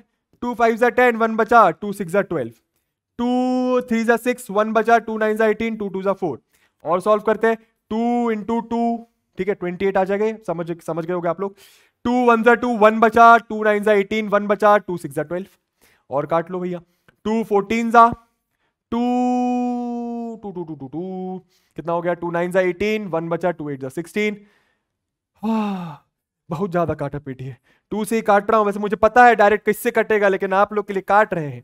2 7 सॉरी, ये हो जाएगा 2 7 जा 14, ये हो जाएगा 2 4 जा 8, 1 बच्चा, 2 9 जा 18, 7 1 जा 7, 7 7 जा 49। सब कुछ कट गया, ऊपर आया 7 7 इंटू 100 होता है 700। तो आपका जो बिल अमाउंट है, अरे क्या बात है, तो 700 ही आ रहा है। अपन ने एग्जाम्पल में भी ये लिया था। समझ में आ गया दोस्तों? आप लोग को इतना प्राइस देना चाहिए था, टैक्स लग के 784 देना पड़ा। क्लियर है बात है? ऐसे करना है क्वेश्चंस। ठीक है, एक क्वेश्चन नहीं, एक क्वेश्चन आप लोग करके रखोगे। क्या लिखा हुआ है? वाहिदा, ठीक है, bot an article of rupees 3300 including a tax. इस पे भी टैक्स इंक्लूडेड है, तब जाके इतना पैसा लगा। इसको बोलेंगे फाइनल प्राइस। आप लोग को थोड़ा बहुत हिंट दे देते हैं। ठीक है, इस पैसे में प्राइस इंक्लूडेड है, तब जाके इतना पैसा लगा, टैक्स इंक्लूडेड है। ठीक है, find the price of the air cooler, find the price of the, अरे वो आर्टिकल क्या है? वो आर्टिकल एयर कूलर है ना। Find the price of the air cooler before VAT was added, before VAT was added. GST की तरह ही होता है वैट। समझ में आ रहा है ना? तो हमको 3300 देने पड़े, लेकिन अगर टैक्स नहीं लगता तो कुछ और देना पड़ता। वही पूछा हुआ है, कितना देना पड़ता। एग्जैक्टली सेम क्वेश्चन है लास्ट क्वेश्चन की तरह। आंसर आप लोग को पीडीएफ में मिल जाएगा, फिजिक्स वाला ऐप में आप देख सकते हो, फिजिक्स वाला ऐप में आप देख सकते हो। एंड इसी के साथ ये क्वेश्चन आप लोग का होमवर्क रहा। बहुत सारे क्वेश्चंस करे, बहुत सारे क्वेश्चंस आप लोग को होमवर्क दिए। आई होप आप लोग को मजा आया होगा। एक इंटरैक्टिव सेशन हुआ होगा कि आप भी कर रहे हो, मैं भी कर रहा हूं। अगर आप नहीं कर रहे हो ना, मुझे पता है जो यहां तक देख रहा है वो जरूर कर रहा होगा। तो अपने आप को शाबाशी देना है। शाबाशी बोल रहा हूं, शाबाशी देना है। ठीक है, ठीक है। कभी कभी जीप टंग आप स्लीप हो जाता है, जो भी बोलते हैं स्लिप ऑफ टंग। समझ में आ गया? तो यार thank you very much for attending this lecture. Comparing quantities आप लोग की हेवी डिमांड थी। मैंने 5 पॉइंट्स कंपेयरिंग क्वांटिटी से करवा दिए, एक बचा है, कल आपको उसका वीडियो मिल जाएगा। विच इज बहुत ज्यादा इंपॉर्टेंट। प्रॉफिट एंड लॉस के बाद सिंपल इंटरेस्ट एंड कंपाउंड बोल रहा हूं, कंपाउंड इंटरेस्ट होता क्या है। ठीक है, तो मिलते हैं फिर उस वीडियो में। तब तक के लिए अपना ख्याल रखो, चिल करो, मस्त रहो। और 25 फरवरी ना भूलना दोस्तों, कुछ धमाका होने वाला है आप लोग के लिए। मैं मिलता हूं आप लोगों से बाद में, तब तक के लिए टाटा एंड बाय बाय।